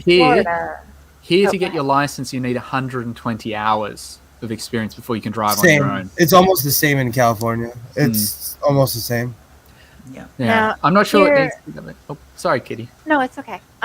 Here, your learner's permit, basically, you can get as early as 15. You have to have a licensed driver, 21 or older, in the front seat. You can't drive after essentially dark. I think it's 8 p.m. or something like that. That's an odd one, because here you're expected to do night hours because you got the licensed person with you. No, sorry, it's 10 p.m. You can't drive after 10 p.m. Yeah. That's what it was. So you get a short window, especially depending on the time of the year, where you could actually get your time in, and then you have to have someone sign off that you did You've so done many those, hours with Same. them. Same thing with, you have to drive in weather, inclement weather, at least rain. You have to have been able to to have driven in rain at least once. They don't do parallel parking on the driving exams down here anymore, because really there's not a lot of places to parallel park in Florida. I mean, there's a few, but it's mostly in historic areas, or really I didn't do parallel areas that parking built either. Here it's weird. The instructor, whoever takes you for the test, can make you do either a parallel park or a 3-point turn. See, we Yeah. have to do And they can 3-point turns. choose. We have Yeah. to do 3-point turns, Yeah. but we don't have to do parallel parking. That's not how here it was you for do me. one. But when the instructor said to me, I want you to do a parallel park, and at the time in Albany, there was only a handful of places you could parallel park, and I just turned to them and said, no. And they said, what? And I said, I am useless at parallel parking. I'll tell you straight out, I'm never, ever going to parallel park anywhere because I hate it. It's unsafe. I would rather walk. And they go, okay, go on. We'll go and do a 3.10. Here that's counted as a fail, and because you have to listen to their instructions, and if you can't safely do it, but you miss whatever they told you to do, they can still fail you. Yeah, but the instructor said to me, you were completely honest. You would never do it because you know you're not good at it. And the fact that you said why you wouldn't do it and how come and everything. I think here, because they charge you every time you go for the test. Yeah, you get 2 goes at the test for your first lot. So, yeah, so that you generally normally fail your first one. I did fail my first one. So did I. But I failed my first one because I passed out the wheel. Yeah, literally the instructor had to reach over and grab the steering wheel because I had a chronic ear infection and I'd already paid for it and booked it. So I decided I'm just going to go and do this test, and yeah. Wow. Yeah, I failed abysmally. Now, I know, like, I feel like nowadays, though, like, with the way you have, like, backup cameras in cars and how good they are and how they give you the little lines to let you know, hey... you can't use those here. Yeah. Like, it's cheating. It's, like, cheating. I'm just saying. Like, honestly. They actually count it as cheating here. You will, you won't pass a test if you use that sort of thing, which I understand because not all cars have them, and some of the times they'll break. So, but I have one on my Flex, and I still don't use it. Yeah, you get a driver's license that is only for automatics, and yet, not all cars are have automatic. One of those, it messes with my vision. I don't like the backup cam. I'd rather just use my mirrors and hope for the best. I know quite a few people like that. I can use both, so it doesn't matter what's in the car. I can use it to get I still can't back the trailer. I was starting to learn when they were becoming more commonplace because it wasn't that many years ago. So it was kind of a mix where I learnt on cars that didn't have it and cars that did have it. Whereas I still can't really drive a manual because nobody in our house has a manual. I had no manuals to learn on. I'd have to go borrow one of my uncle's utes or trucks, and that was at the other end of the city. I did get a lesson on my P's where they gave me where I tried to learn how to drive a manual, so I can move on from A to B to save my life. But you probably wouldn't want me driving. So funny story. A long time ago, total compulsive style. I bought a car, and it was a stick. And I go to my dad, and I'm like, "You have to teach me how to drive." Manual, I know what you meant. So, anyways. I come from the old school, clicked. And my pops took me out to the college by the house, and he's like, all right, first gear, second gear, you got it? I was like, yeah. He gets out of the car and starts walking, and I'm like, what the hell are you doing? He's like, by the time you figure it out, I'll be halfway home. And by the time I figured it out, he was almost all the way home, but I figured it out. He was a sink or swim kind of guy, but guess what? I figured it out. And I learned how to drive that thing within 15, 20 minutes. I miss those cars. He was old school. Old school. My pops was born in 1939. Different world. But Kitty mentioned you had to be 21 to teach somebody else to drive, but over here you have to have your license. Not probationary, your full license for at least 5 years. But you have to be 18 here to get that full license anyway. Yeah, but you also had to be a full driver for at least 5 years before you can teach someone. What about motorcycles, though? Like in America, you just have to afford to have the motorcycle and pay for the license and pass. Yeah, you have learners and provisional, but you don't need someone with you.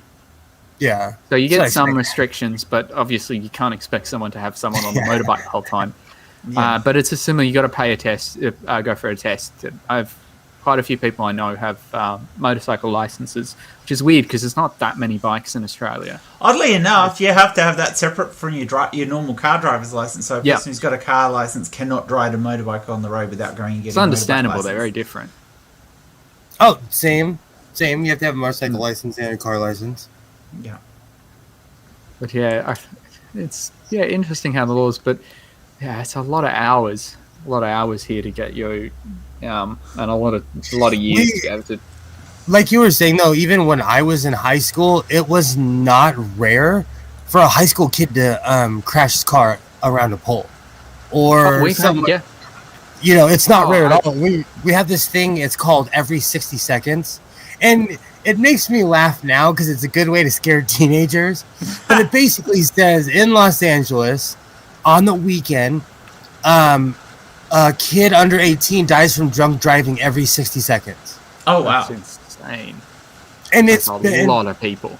And we've had that same program since when I was in high school, and it has not changed. It's 2021, and they're still doing the same program. It's really sad. They've actually they cracked down. The police did a fairly good job actually here of cracking down on drink driving, like because they can set up roadblocks. Mm-hmm. That was something Dad was saying. Yeah, in his day, you would get rear-ended all the time because people were too drunk to stop before you, and now it is fairly rare. It's not very common. It's a one-off to have someone die in that sort of incident. It happens because, of course, it happens, and that's unfortunate, but it's a lot better than it used to be. But, but now our biggest problem is people are distracted by mobile phones in the car or laptops. Definitely. That's probably actually...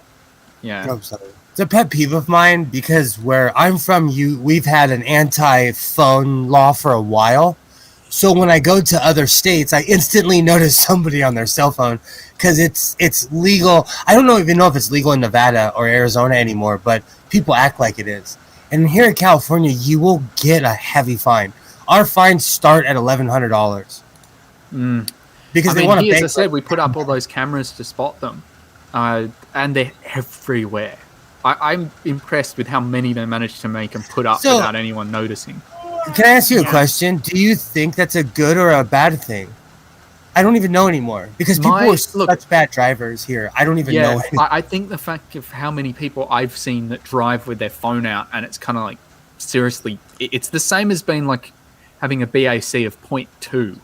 Yeah, it's not even on hands-free. You see people driving along with their hand up to the ear. Or they'll be texting and it'll be down here. So they're looking at their lap while at speed. Having said that, I've seen somebody driving along with their sun visor down and doing their makeup with two hands whilst driving. And I'm like, yeah, you're an accident waiting to fucking happen. Get pulled over. It's the same rule. The cops can choose, so it doesn't even have to be a phone if you're holding it or doing it. If they think it was distracting, they can still go through it. So they have a lot of it's a distracting item. It's not just a phone. So I don't think people understand how dangerous it is, at least here in LA, when someone's on their phone with their head down on the freeway. Like, we have cars whizzing by at 70, 80 miles an hour. One car could end 10, 15 people's lives, It's so dangerous. I mean, LA traffic is probably worse than Sydney, but not too much, surprisingly. I mean, at the moment, there's no one on the roads because we're in lockdown. But when it's not, like particularly Al Harbour Bridge has no separating line, physical separation between the two ways at 70 kilometers, so 140 k's. Different speed. It's not very common. They're known as the suicide lanes, the middle ones. But if you had someone distracted on there and they drift out, which has happened before. So in principle, I have no problem with these cameras. I would only have an issue with the sensitivity. If they made it so if someone accidentally go look down briefly, or they're picking something out of the glove box just quickly, like not really a distraction, just I was grabbing, or like they had a food and they're just grabbing a chip or something. If that was it's sort of something that isn't distracting, I would have a problem because they can be very strict here on it. Yeah. But the idea of, if someone is legitimately on their phone texting or something while driving, because most people here it's texting, because you can have hands-free and Bluetooth, and most cars these days come with it. So, and that's legal. You can do that. I've got that set up in my car. But yeah, I have no problem with it. I was just surprised by how many of these cameras they've got. Apparently they move, but I haven't seen one move yet. So I'm not watching them too much. Because you're not that guilty, I guess. Yeah, but it's it's one of the bigger problems here now that we have. That's That's so But funny. a lot of the people I know my age will drive. They'll text, they'll operate the phone. I only ever did it once, but I was at a red light and I wasn't the first car. So, and I needed to send a message to someone for work. And it's the only time I've ever broken that rule, and I never want to do it again. I don't even look. I wear my phone, so when I put my seatbelt on, it's almost like strapped in. Yeah, I can't get to mine easily. But I've got the Bluetooth, so I can just call someone, and I can do it from the steering wheel with the dials, which I think is how most cars are going anyway. Yeah, exactly. And even here in California, because we have weird laws, you're allowed to have your cell phone as long as it's like on a holster to the point where the cops can see it, but that's only for hands-free and for GPS. Here, you can actually still touch the phone as long as it's hands-free, which is weird. You can actually press buttons on it. But yeah, you can't. So you can have that, but you can only do that as a fully licensed driver. So provisional and the learners can't do that. Crazy. But it's like the first year labs in chem. They can't get their phones out in the lab, even though we encourage it in the second and third year because we want them to take photos of the experiments for their reports and for their own learning. We say no in first year because it's such a distraction, and the number of people. So many people. It's just a habit to have their phone out or check it or put it on the bench, and I have to go round to them. And these labs are decades old. These benches are not one color. They used to be covered in chemicals. And I have to go up, and I just lean over, and I go, how clean does that bench look to you? I look down, and they're like, oh. Why? And I'm like, you might want to keep your phone in your pocket. Such a habit. It's just like, you have no idea what could be on this bench. Yeah, especially when you put the phone up to your face. Oh, as a parent, I say that every time my kid touches anything I consider foreign, which is anything outside of my house. Like, you don't know where that's been, go wash your hands, Yeah, well, this is more of, I know some of the things that have been on that bench, and you don't want your phone being there.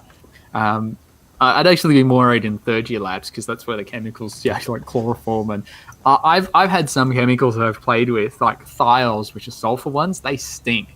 I had one. I was working in a fume hood, tiny trace amounts, like it was in glassware, and a tiny bit would get on the rim. I would rinse the glassware out in the fume hood, and the trace amounts on my finger, I'd walk over to the sink, and people on the other side of the lab would complain about the smell. Oh wow! Like, these things were potent. We were running we had a vacuum pump running, and we ran it through a bleach bubbler because bleach kills thiols. So if you have a problem with sulfur smell because of something, you can try bleaching everything. Still not the worst smell though. There was a chemical. The ones you're probably thinking of, the worst ones that we know of are thiols, but they're different types. There's lots of them. It's just there was one that was produced in. I'm trying to remember where it was. There was a particular factory, and they used it for something, and somebody spilt a very small amount of it in the factory, and they had to evacuate the town. Yes, there were people several blocks away that could still smell it. Yeah, wow. It was dreadful. I'm trying to remember the story, but it was brilliant. I did a volunteer project for one of the research groups in organic chem back when I was doing my major, and they were saying they had it was like an exchange student from a UK uni, and they were working with one of these really potent thiols in like milligram quantities, the smallest things, like tiny specks of it. And the group had set him up the bleach bubbler from the vacuum pump, so it pulls out the air and it just bubbles it through bleach, so that way the thiols get destroyed. Somehow he was told, don't change it, don't touch it, just make sure you plug into it. Somehow he broke the setup, he messed with it, and it didn't go through the bleach bubbler. There was a lingering smell for like the first 5 years of my life in the chemistry building, and it was from that, like 10 years ago. The building had a unique smell from something that happened years, and it was only tiny quantity that got leaked into one lab, and then it spread through the whole building. So yeah, if you don't like someone, yeah, wouldn't recommend. There are them 'cause some you're probably not gonna amazing get away in chemicals time. out there. Some of the fluoride-based acids are just absolutely crazy. I mean, most acids are just, we're going to shed electrons, but the fluorides are actually explosively shedding them. Yeah. There's one in particular that's like this giant ball when you look at the structure with fluorines all over, one hydrogen. Shedding hydrogen is so easy to pull that hydrogen off and this is only going to be for like 2 people in your audience, including you, Jen, that will get this. It is so acidic, it will protonate sulfuric acid. Yeah. So for anyone who doesn't know what that is, it acidifies sulfuric acid. Awesome. It is so unstable. It is incredibly unstable. but it's actually fairly safe, believe it or not. It's not that dangerous because it's so happy to the form it turns into that the iron that goes floating around doesn't want to do anything. What is it? You can't even store it in glass. They have to store it in special Teflon. Is it Teflon coated containers or something like that? Yeah, because it's the only thing that won't react with it. You got to store HF in Teflon as well. Yeah, you do. Yeah, because it'll eat through glass, but it's not a strong acid. It's just once the hydrogen comes off, that fluorine, the fluorine is going to go floating around. And if you get it on your skin and it gets through your skin, it'll start dissolving you from the inside out. It'll get dissolve to your bones and start dissolving your bones. It is. I had a nurse in the burns unit when I was there for my 3rd degree chemical burns say that they don't give anesthetic to people who are suffering from these burns because the only way to tell when the antidote is working is when they stop screaming. Yes, yeah. Acidic burns are the worst. And the fluorides, are just absolutely terrifying as far as acids go. I don't want to work with HF, but the building over there, the nanoscience building, has a clean room that also does use HF, but their safety protocols for that are insane. I've seen the people work with it. It's hexafluoric acid, isn't it? That's the really big one. Is that hexafluoric? Could be. I'm trying to remember. It was a fairly. It was like a giant, like. It is a really big long benzene ring. It was like conjugated. It was like a 3D benzene ring for the 2 people in the audience to get that as well. That had a bunch of fluorines on the outside, so it just happy to get rid of its hydrogen. But it was so stable without that hydrogen, it wouldn't do much else. But the HF is the nasty one to humans. To most vertebrates. It does not. It likes to eat bones. So yeah, but there are treatments for it. So if you're quick and fluoroantimonic acid, that's it. Fluoroantimonic acid. Yeah. They first made it with chlorine, and it was pretty powerful. And then someone made it with fluorine. Yeah, and it's all these fluorine bonds, and then this little tiny bit of this one little hydrogen. Fluorine like stealing electrons. So if you want a positive charge floating around, you want something that's happy to take the charge from it. That's right. You just put all these things. That's right. Yeah. That take all that electric charge. All the stuff I teach electronegativity in some of the labs I do for high school students. 20 quintillion times more acidic than sulfuric acid. Like you said, it will eat through sulfuric acid because it's so acidic. It'll eat the hydrogens from it. But it's useful from a chemistry point of view because you can do weird reactions with it. Oh yeah. It's certainly. But it's. Yeah, it was. I believe it's got borines in it. I had one of our lecturers was teaching us about it, and this was one lecturer at uni. He's had more chemical accidents than anyone else I know. He is the only person that can match me for chemical burn stories. He's just, because I had a sulfur mustard that I spilled on myself. I was the only person I know of who, in modern times, that I'm aware of, has been burnt with a sulfur mustard of the people I personally know, because it's such a rare thing to get burnt by. But he's been burnt by a nitrogen mustard, which are like the ones from World War I trenches. I mean, mine wasn't too dissimilar either. But he's also had, he's got a scar from a sulfuric acid burn. He's had to evacuate a lab because he created cyanide gas. He's passed out because he made hydrogen selenides, so H2SE, something like that, and he had a metallic taste in his mouth for a month. he's just story after story. It's amazing. And he's such a good lecturer, such a nice guy too, that you just chat with him. And every time you talk with him, there was a new story about something that went wrong in a lab. And the reason why, for me, they're so fascinating is, unlike what I'm probably the vibes I'm giving off, it's quite rare for these things to occur. It is. They're quite safety Nazis in chemistry because Definitely. you have to be. Do you know about azidide? Azidide. Azide?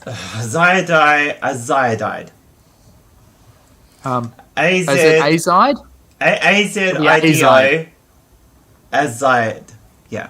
So it's azide twice, but one's got no after. They're the flammable ones in oxygen. Like you open them to the air and they just blow. Yeah, these things are the multiple nitrogen bond. So this has 14 nitrogen bonds, this particular one. And if you want to make a good explosive, you want lots of nitrogen. This is the most reactive compound known to mankind, and I know I'm saying its name wrong. And they had it in a shockproof container in a climate-controlled room, and it blew up. Yep. But basically, they just described it. This would spontaneously just explode. Do absolutely nothing, and it will explode. That's how volatile it is. It's like, you look up the list of things that will make this thing go off. It's like small bumps, large bumps, change of temperature of a degree, everything. And then at the end of the list, it's just like absolutely nothing. Yeah, we were just in the other room, and it went boom. It was like we did nothing. The most reactive substance known to man. There are less reactive versions that you can get that are actually used over in the School of Chemistry here. It's a big school, so there's all sorts of reactions going on. And one of the PhD students, I imagine he's finished by now, a few years ago, he was telling me about some of the other reagents they use in their lab. There are so many things that will just burst into flames that will blow the minute up you open them to oxygen.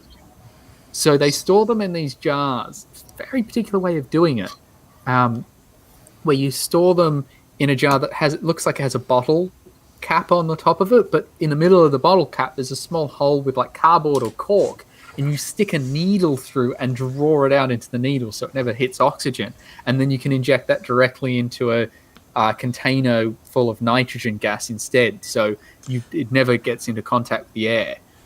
But because they have a bottle cap looking lid, there have been a few people in the past that have seen that and gone, this is how I open it. And they get a bottle opener and they go, and there have been people who've died from it because the thing spits oxygen. Boom, yeah. There's a chemical that you can do where you expose oxygen and this other chemical in a vacuum. You actually make oxygen burn instead of the other chemical. So the equations will work the other way, so that you are actually burning oxygen. Because, I mean, effectively you burn an item in the presence of oxygen as the oxidizer, but this uses something that's to act as as oxygen would, and you burn the oxygen. And I can't remember what the chemical is that how you do it is. It's you have to have exactly the right environments, but oxygen is no longer the oxidizer in this case. The other chemical is, and you're literally burning oxygen. You should do a show, Jed. I'll join you for it. Or we just go through all these weird and wacky chemicals. I actually think we should. We should do weird and wacky chemicals on a Schrodinger's bathtub. We really happily should. join you for that. And we'll drag Mero in because I'm sure she'd have a few to add because she'd be right into that weird and wacky chemicals. Because it's amazing some of the stuff they do. But yeah, we've been going for 2.5 hours, and I'm thinking maybe we should wind up. Sorry, I'm getting caught up in just this sadness of Twitter right now. Well, don't. It's not worth it. I want to say thank you to everybody in the chat, everyone who's donated to Kitty. If you haven't donated to Kitty and you can donate to Kitty, please donate to Kitty.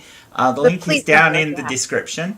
We're still at 300, I think, which is still amazing because you've only had the up for a couple of days, so that's absolutely awesome. Hopefully we will still get to the 1,000. We will keep bringing it up in the What the Fuck shows as we have them, and just point to that it's Kitty's fundraiser is happening. But thank you all so very much. I haven't let you guys shill yet. So, Matt, what have you just released a video today, which was absolutely awesome. Yes, this morning, actually. I put one up on Schrodinger's cat. and Which is why quantum brilliant. mechanics makes no sense. The next one that's coming out, and I'm going to try and enlist as much of Jen's help as she's willing to give, is going to be on aliens in this solar system, what they might look like if we expect to find life on I don't know. That's an outside awesome of thing Earth. to have a discussion about. I know you're doing the video, but I'm wondering if you should do a stream afterwards. I could do it. I'm happy to do a stream on your channel if you want We about the can. video. So release the video and then do a release the video more and we'll in-depth do a stream. follow-up stream. Yeah, So I'm we can sure take there'll be questions so and much talk I won't about it. fit into it. But I am planning this to be a really big one. So if I don't release a video for a little bit, that'll be why. No, that's fine. I'm actually intending to make this like as much of documentary style as I can, but it's going to be a brilliant. stretch for one person. So I'm hoping it'll be big, but at this stage it's still early, and I have PhD work to do this week before I get onto that. But, No, that's okay. That's why you're that's enlisting enough help. about me. Also, wait, above me, I think. Don't forget. Yeah, Randolph. Is Randolph still here? AFK. He's AFK. He's AFK. Well, Kitty, you're the woman at the moment. What else have you got coming out? Shoot Not yourself. much. I mean, I don't know if we're gonna do a sewing circle on Thursday because I know, like, with everything, I don't know if you're gonna do, the normal Thursday show. We are. We're going to or- do a normal show. Okay, then yeah. So that. We got that coming up. Yes, we definitely got another show coming up on Thursday. Thursday night or Friday morning for those of us who are on the right side of the planet. I might get you to help me with editing because I don't even know where to start with editing software, but I am going to be making some pajamas for my son, and Awesome. I thought it might be fun to do that A video. like, in video. As a how-to. Yeah, That'd be awesome. Yeah. Yeah, no, I'll help you with that. That's no problems. thank you. Brilliant. Are you back yet, Randolph? No. I thought I heard a door.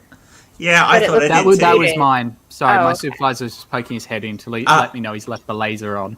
He's left such the a cool laser on. phrase. He's going to shoot people. I've left the laser No, on! it's for me. I'm going to shoot stuff. You're going to shoot Like Nah, it's all I into fighters. literally want to see like what you do. Like I don't know if you're allowed to film what you do, but it would be really cool to watch. I will talk to my supervisor. There are some limits on what we can show, but they can do promo videos for labs, so it depends on what's that'd be being awesome. shown. But I could potentially show some stuff, but it's quite messy at the moment. Yeah. But that's most labs. Yeah. It'll be pretty great much. when you have your Technicolor lab coat. At some point, I'm going to This do is the thing what I that's was gonna talking to Matt about last year, where I'm going to set up a telescope and a laser, and we're going to see if we can measure the distance to the moon using the retro reflectors.